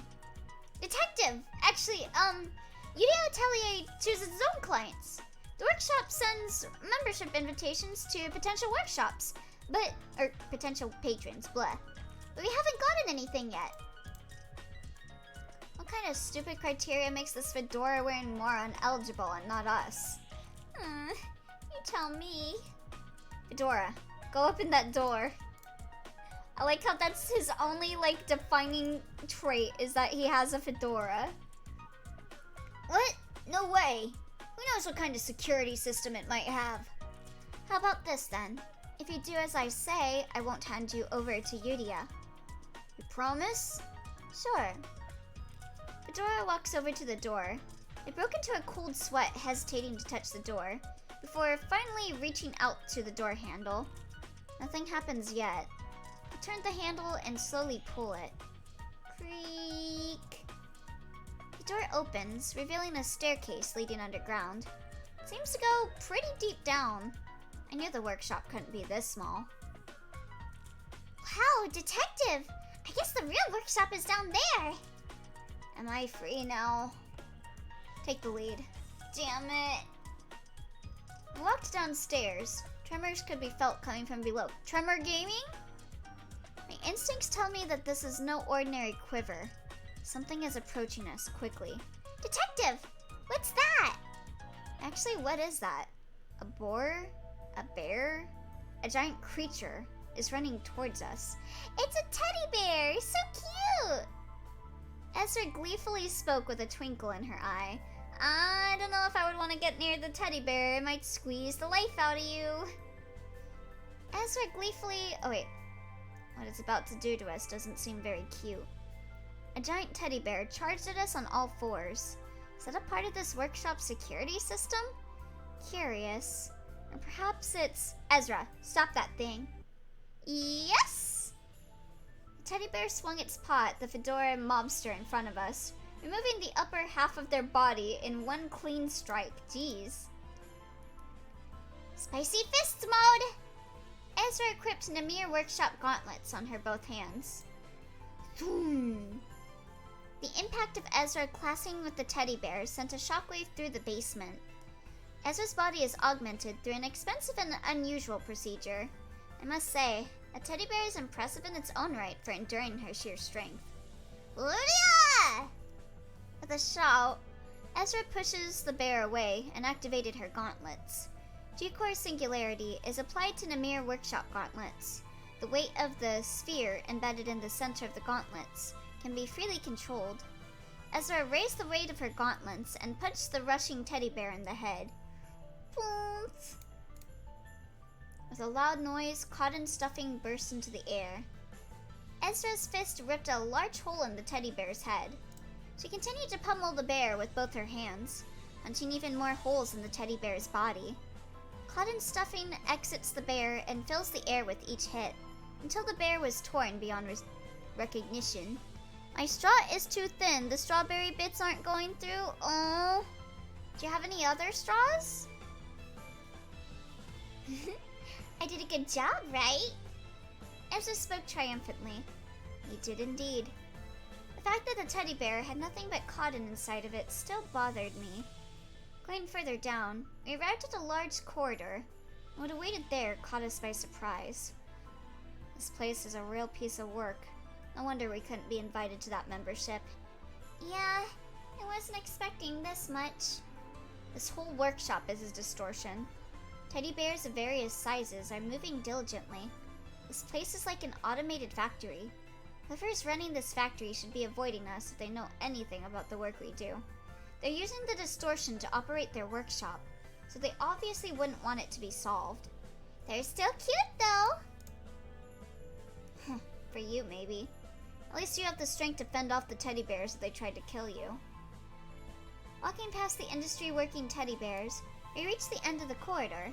A big workbench is placed here. Other than its enormous size and the use of too many vibrant colors, it appears to be a regular workbench, and someone standing before it as if she were waiting for us the whole time. Oh my gosh! Yuria! Ezra hopped up and down in excitement. She then took something out of her bag and approached Yuria with a loping stride. What is she trying to do? An autograph? Autograph this book here, please! Ezra pleaded, bowing her head. I've been collecting autographs of workshop meisters in this book, you see? Yuria approached me, paying absolutely no attention to Ezra. You must be Moses. I was eagerly awaiting for you. And your pipe, too. Yuria spoke in a youthful voice, a clear and bright voice. The gleam in her eyes was different from Ezra's. There's plenty of workshop equipment that can change form, but that pipe of yours is fundamentally different. I'm sure you're aware of it. It even modifies one's physical makeup without any surgeries or procedures. When did you get that pipe? How did you learn to use it? I've been looking for such an object for so long. I know, right? Detective Smoking Pipe is so mysterious, right? Please sign my autograph. Ezra chimed in, quickly shoving her booklet back into the bag with her face turning red. Oh, how distracting. I never quite expected the talented Meister to be such an arrogant chatterbox. She's not the kind of person I want to be entangled with. You know the Red Mist, the legendary fixer? Is that the Red Mist? Yeah, I met her a couple of times. Oh. The Red Mist's fabled tales of heroics weren't born of nothing. The weapons she used to brandish and the clothing she used to wear are actually the same sort of equipment as the smoking pipe you're using. Oh, so it's ego? Yudia paused for a moment. I'm sure you can feel it, maybe vaguely. That smoking pipe resonates with your emotions. She's right. This pipe is nowhere as simple as the likes of a mechanical arm that moves according to command. It resonates with my feelings. It's as if the pipe is part of me. Yo, did she get the Der Freyschutz's ego gift or something? I've been running this workshop not just to earn cash, but to gather information from the area around me. All the places I've been to before were busts. But look at this. Psst. A video starts playing from the screen behind Yudia. It's footage of us fighting syndicate gangs in the empty lot earlier today. Astonished, Ezra covered her mouth with her hands. Recorded footage? You had the audacity to break the taboo of District 14? Are young people these days all bold and brash like you? Yudia went on without a care to our reactions. Behold, your graceful maneuvers and this elegant smoke. I'm about to fall in love. My expectations are right. Moses, you're the one I've been looking for. Scratch that and just tell me. Do you know how my pipe works or not? No, I don't. Not yet anyways. Though I can try to study it now. Perhaps I could even improve it into something greater. If we work together, of course. She is a nuisance for sure. But I need to learn more. I must know more about this power given to me. So, how are you going to try studying it? By looking into your mind. I need to know you. It takes time to get to know each other. How's this sound, Moses? Are you prepared to show me your heart? Detective, do you really trust her? I mean, she sounds so suspicious. Ezra yelled in panic. Moses, you're gonna trust me no matter what. I know you can see it. Right. What can I do for you then? I answered softly. Detective! Ezra was desperate to make me reconsider. Yudia slowly walked towards me and whispered into my ears. I'll be your assistant. I want to watch you from up close. I'll make gear and equipment just for you. I want to be of help to you. Also, you can open up your heart to me. That's kind of gay, Yudia. That's kind of gay. Yudia smiled. I put my hand on my forehead for a moment. This reminds me of some unpleasant memories of the past. I remember meeting someone just like her. I had no other option then. I have no other option now. You'll see a picture of her soon enough. She's giving yandere vibes to me right now. Like the very cutesy yandere. I had no other option then, and I have no other option now. The lifeline that descends upon me when there's no way out. The rope I must hold on to. These are the only kinds of opportunities that ever come to me. Ezra, we're going back to the office. Yes, Chief! With Yudia. Empty a storage room for her. What? Yudia followed right behind me, while it took Ezra a moment to get moving. The storage room in our office was remodeled into Yudia's personal space. She promised to make equipment for us under one condition. That we take her with us whenever we set off to solve cases. Detective, it's so weird! Why aren't you solving her distortion? She broke the taboo of the district too! Ezra complained as she stuffed Hum Hum Pum Pun's mayonnaise-flavored sandwich in her mouth. Man, I could go for a mayonnaise-flavored sandwich right now. I'm simply making use of Yudia's strengths. I have you to count on, so don't worry. I soothed Ezra. I imagine she's gonna be sulky for a while. I, Moses, have no trust in other human beings. I do not trust the words of Yudia, a stranger. I simply trust my eyes. She is not distorted. I do not see any distortion from Yudia. Oh, damn. Wait, so if she's not distorted, why is her workshop all distorted? Taeyong Produce Company. If this problem isn't fixed in time, I'm gonna get fired, and all of my subordinates will get sacked. 3 people sat around the dining table for 2. It's early in the morning, and Ezra is already glaring at Yudia. She must be irked by this little intruder that popped into our ordinary life. It's curious how you can stare at me for 30 minutes straight while having breakfast, wouldn't you agree, Detective? Yudia spoke with a smile. You small little thing! Detective Moses, it looks like Ezra is mocking us for our height. That's not... Noises. My head is ringing. The rice is well cooked, and yet I'm losing my appetite thanks to the noisy ruckus these 2 are causing. This has been going on for a week. I hate to have to deal with this every morning for the rest of my life. Quiet! Ellie! Ugh. They yelped as I kicked them in the shin.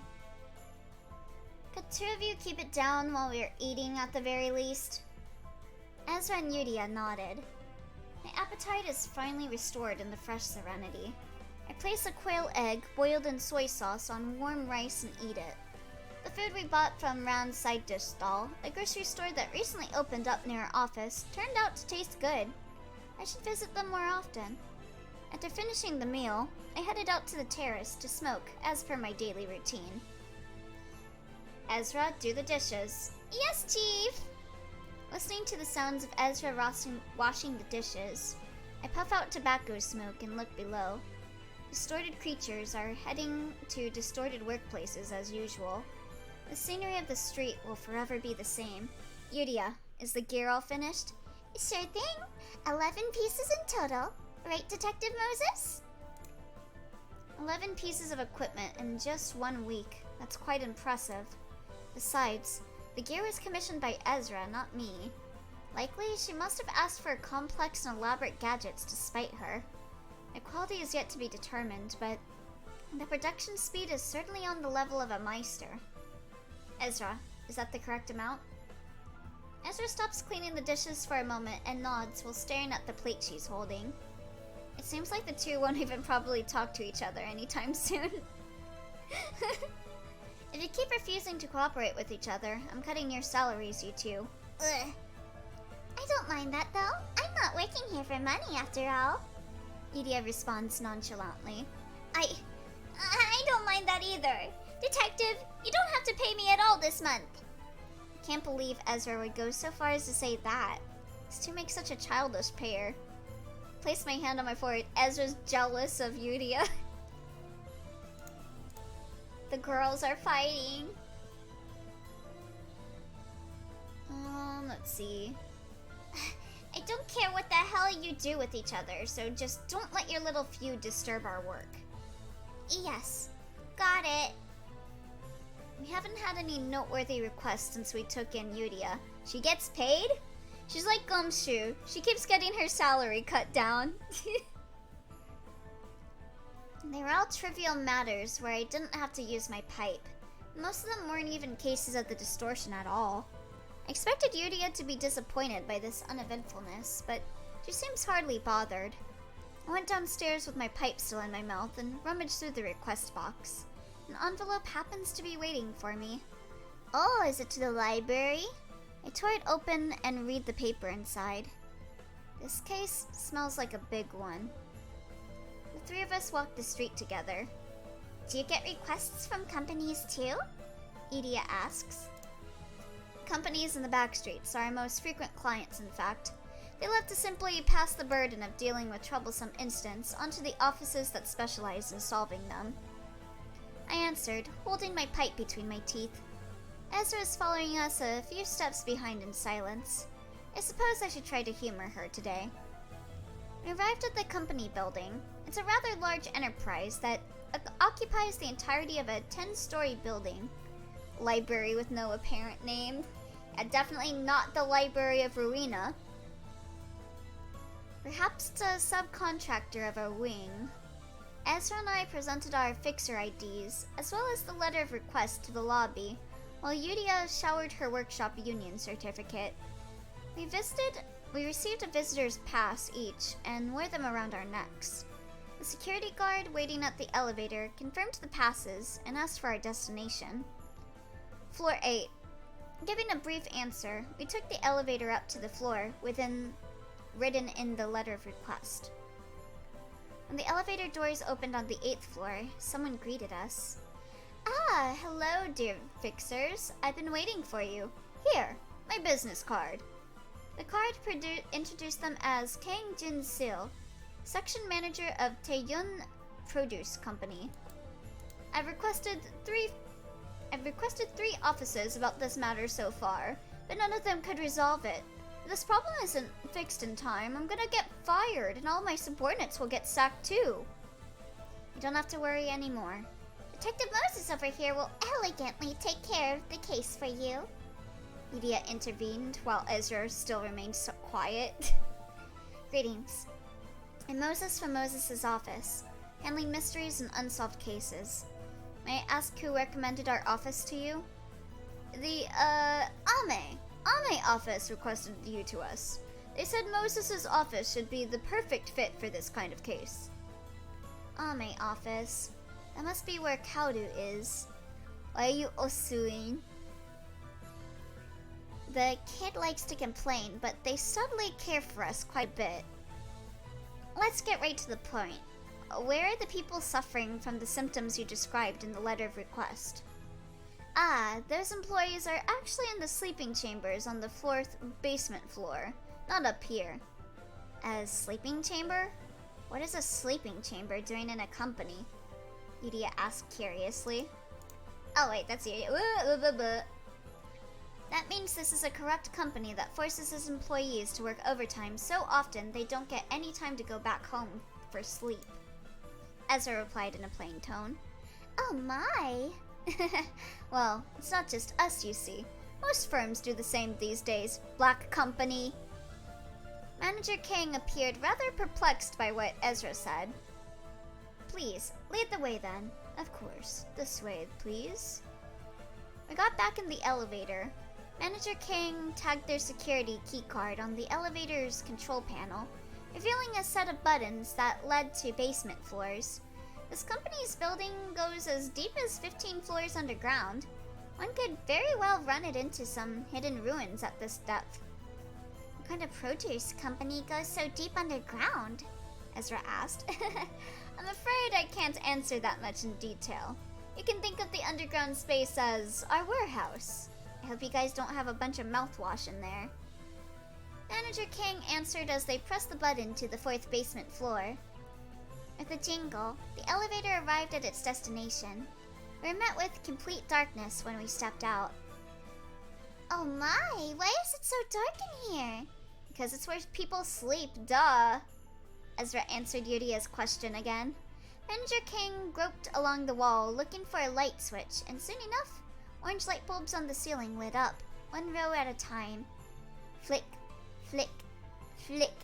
We are in the Tifereth vortex. We might be joining Gebra soon. Not that I'm complaining. Her songs are really good.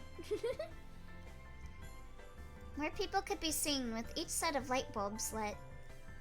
Numerous people were lying on the floor, arranged in an orderly manner. As you can see here, these employees won't wake up at all. Not waking from their dreams, huh? I wonder if Void Dream escaped. What kind of dreams could they be having to make faces like that? Ezra said, tilting her head to the side. They seem to have escaped into their dreams. We should have a look at their recent work records. Yudia spoke with a smile. Yeah, I thought so too, I said in agreement. Ugh! Ezra groaned. She's so jealous of Yudia. Oh dear, I was trying to appease Ezra for a while now. That's not all, actually. Els beru maxalt we drawn waxa riddle vasa ding cresod await to full klusk view. What is this? All the people lying on the floor opened their eyes and began chanting unintelligible words in unison.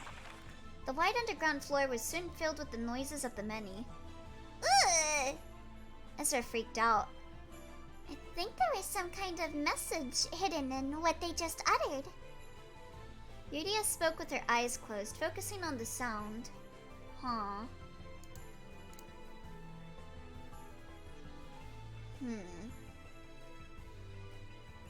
Something comes day. Salvation. Await that day when day comes. All will his light we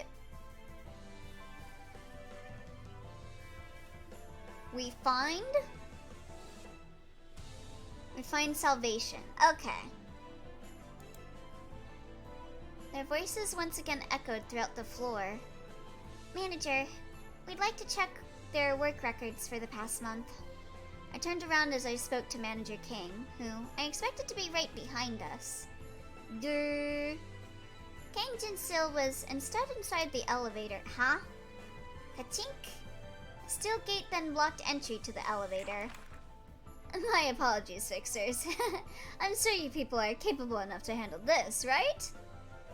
The elevator doors began sliding. Tell me, what happened to Kaoru from Ame office? You'll be able to find out soon enough. I hope we can survive this hell. The elevator doors were closed completely. They got us good. Light bulbs on the ceiling flicker.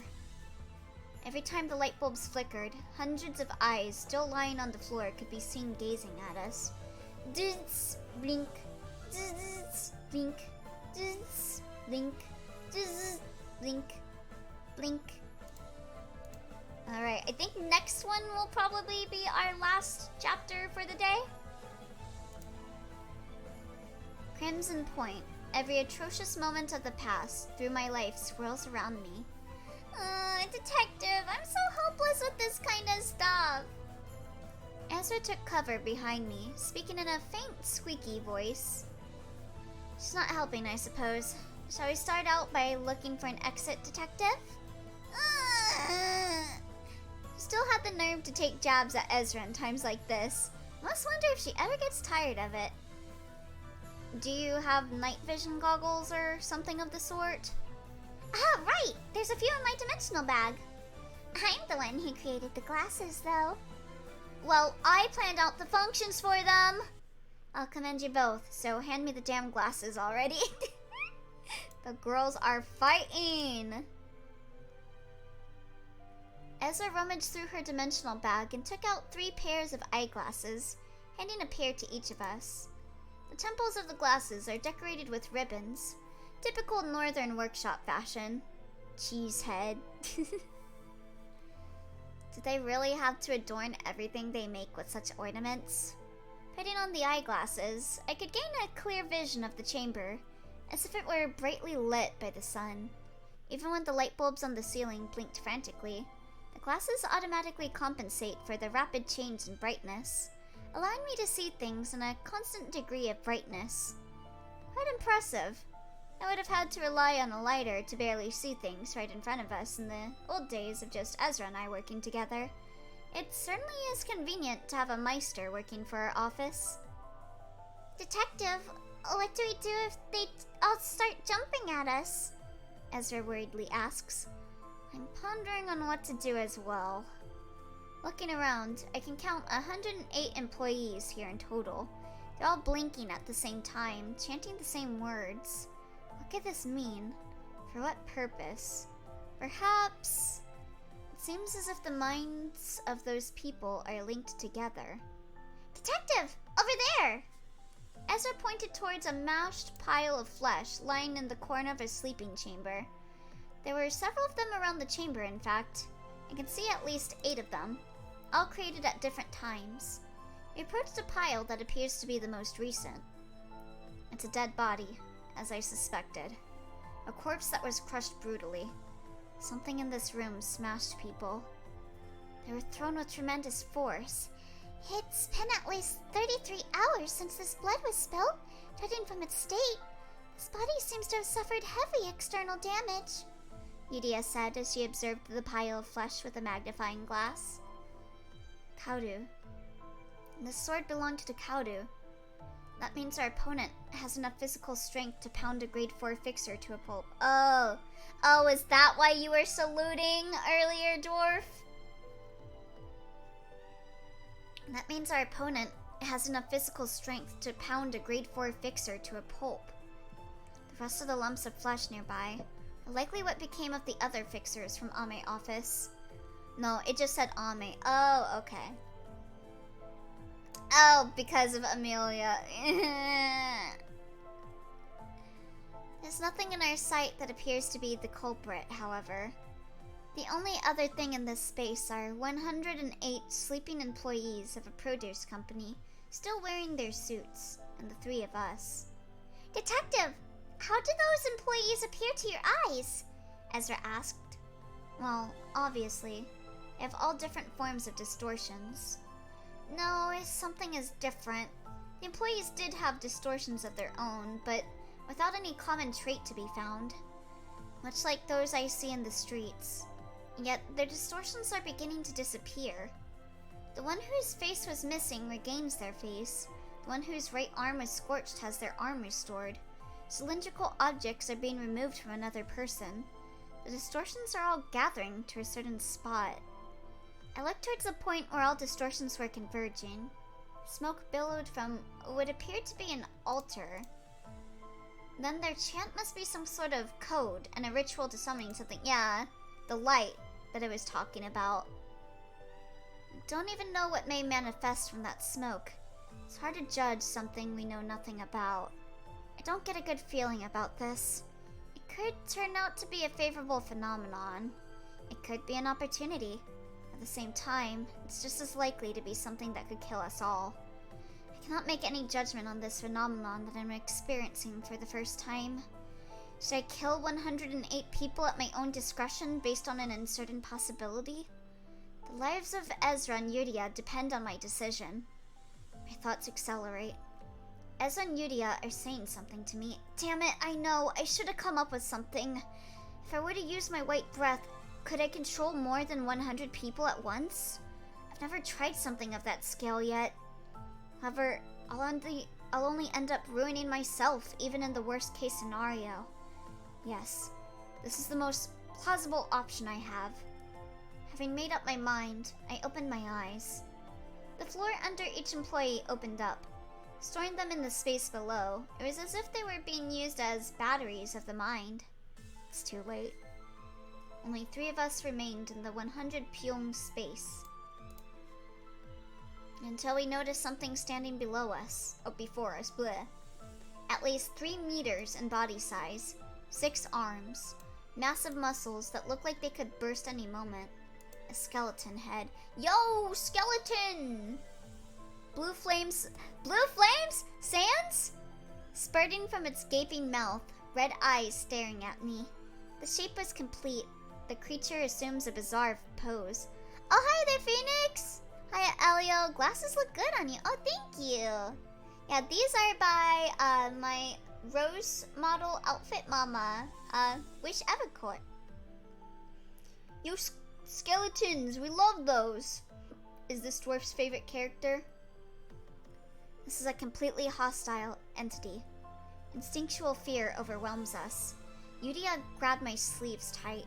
Ezra's eyes changed. Ezra, what we're about to face is something completely different from anything we've dealt with before. Yes, detective! Ezra puts her dimensional bag on the floor. Yudia, observe me to your heart's content. Of course I will. Damn, you gay. You gay. I held my pipe between my lips. I closed my eyes and began breathing in. This distortion has the same sense as a pianist. Oh! A distortion dedicated to slaughtering people. One moment of carelessness means death. Yes, I'm beginning to feel excited. I suppose this old habit will die hard. Oh! Thank you for the color wheel. Do you have a specific one you want, Leonix?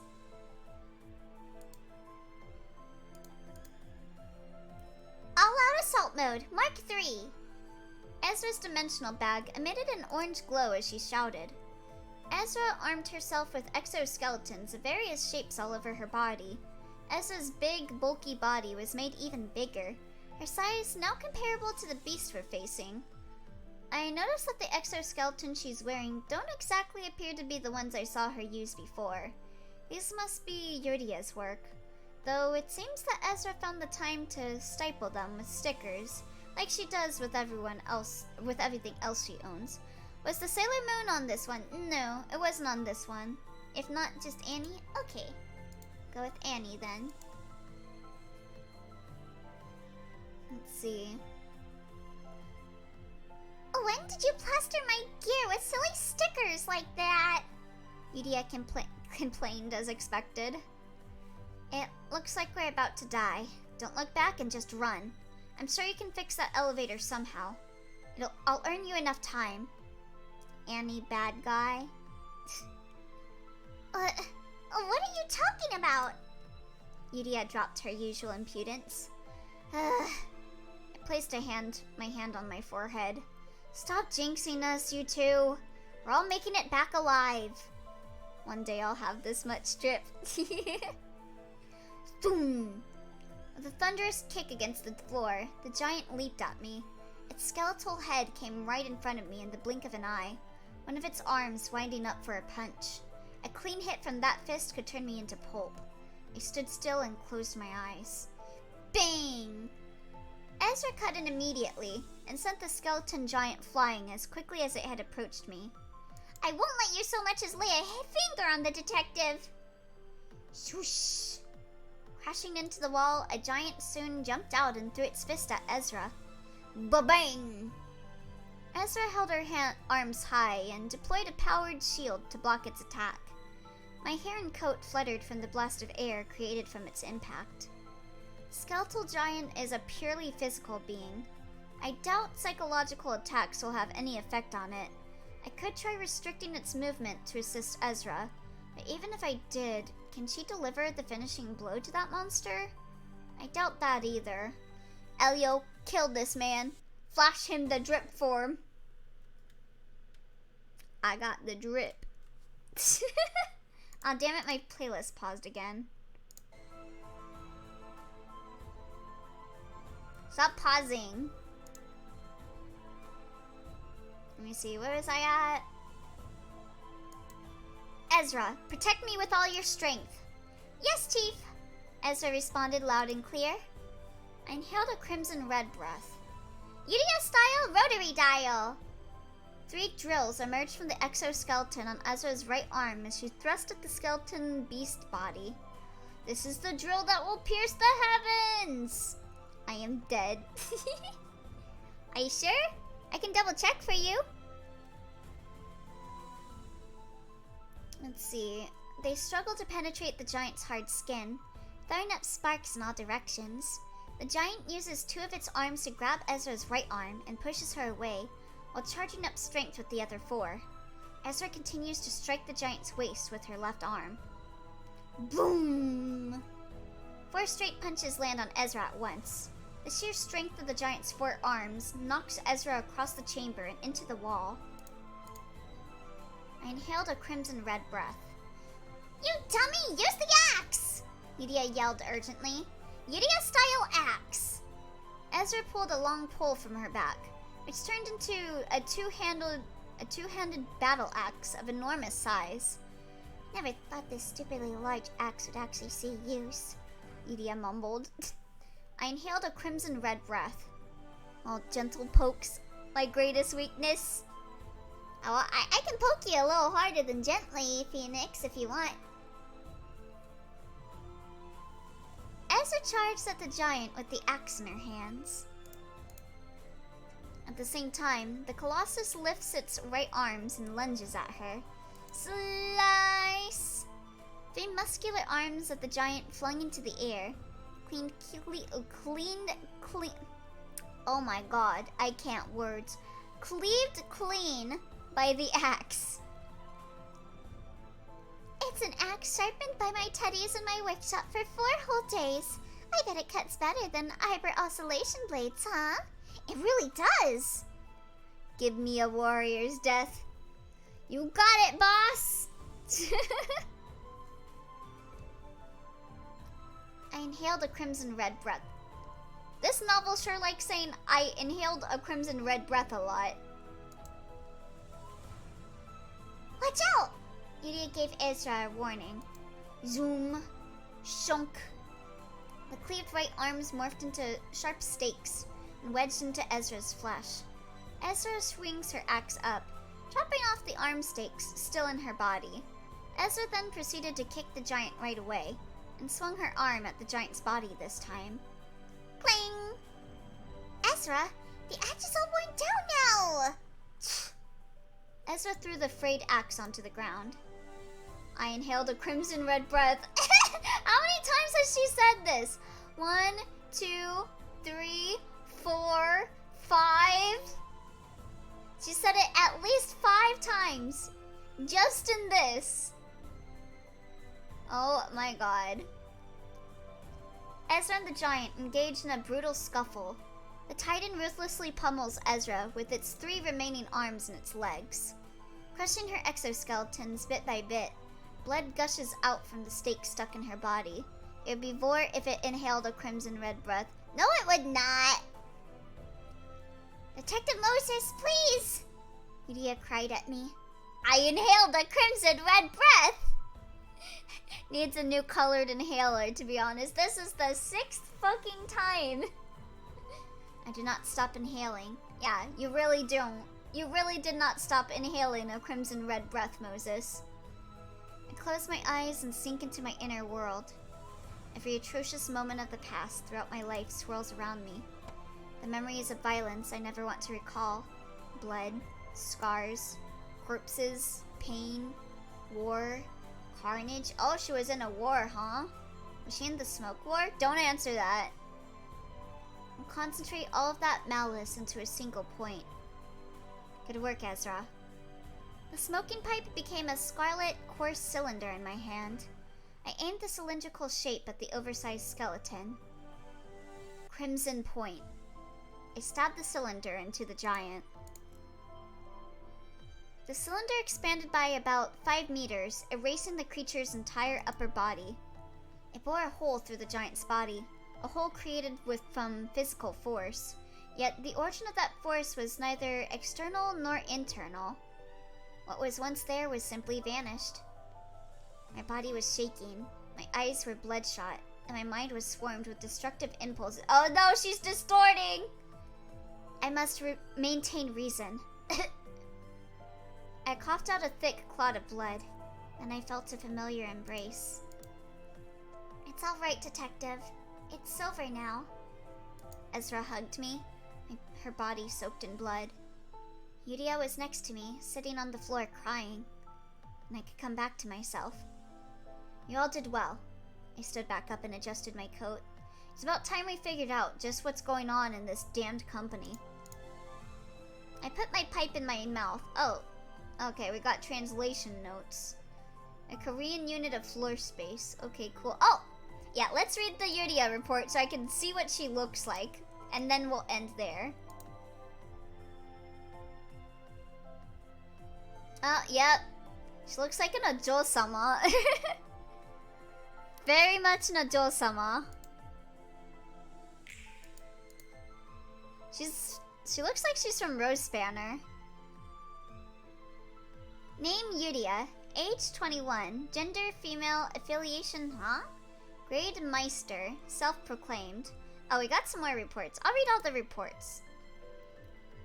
Height 172 centimeters, 5'7" in feet. Damn. Hobbies? Having tea parties with her teddy bears, is what she claims, though they essentially appear to be brainstorming sessions for weapon ideas. Specialties, crafting quality equipment at high speed. Birthday, July 15th. So I think that makes her, is she a Cancer? Likes teddy bears, bitter brewed coffee, collecting unique adhesive plasters, band-aids. Dislikes things that get in her way, like Ezra. Cherry cupcakes, coffee with syrup or sugar. What? You take your coffee black? Okay, Chesed. And then we got, oh, Han Hee-jun. Pretty. I like their design. Name Han Hee-jun. Age 37. Gender male. Oh. Affiliation 7 Association HQ Section 2. Chess said, cut the music. Yeah. Oh. Cancer. That's 4 days away from my birthday. Oh. Grade 2 fixer. Height 167 centimeters, so same height as Yuria. Hobbies, I wouldn't really say he has any. The only thing he did whenever I saw him was the work that's put in front of him. Specialties, quick analytic prowess, high level judgment. Birthday, July 20th. Okay, so I think that's late enough to be past the Cancer point, so that's like what? Aries, I think? Would not surprise me if they just hadn't decided yet.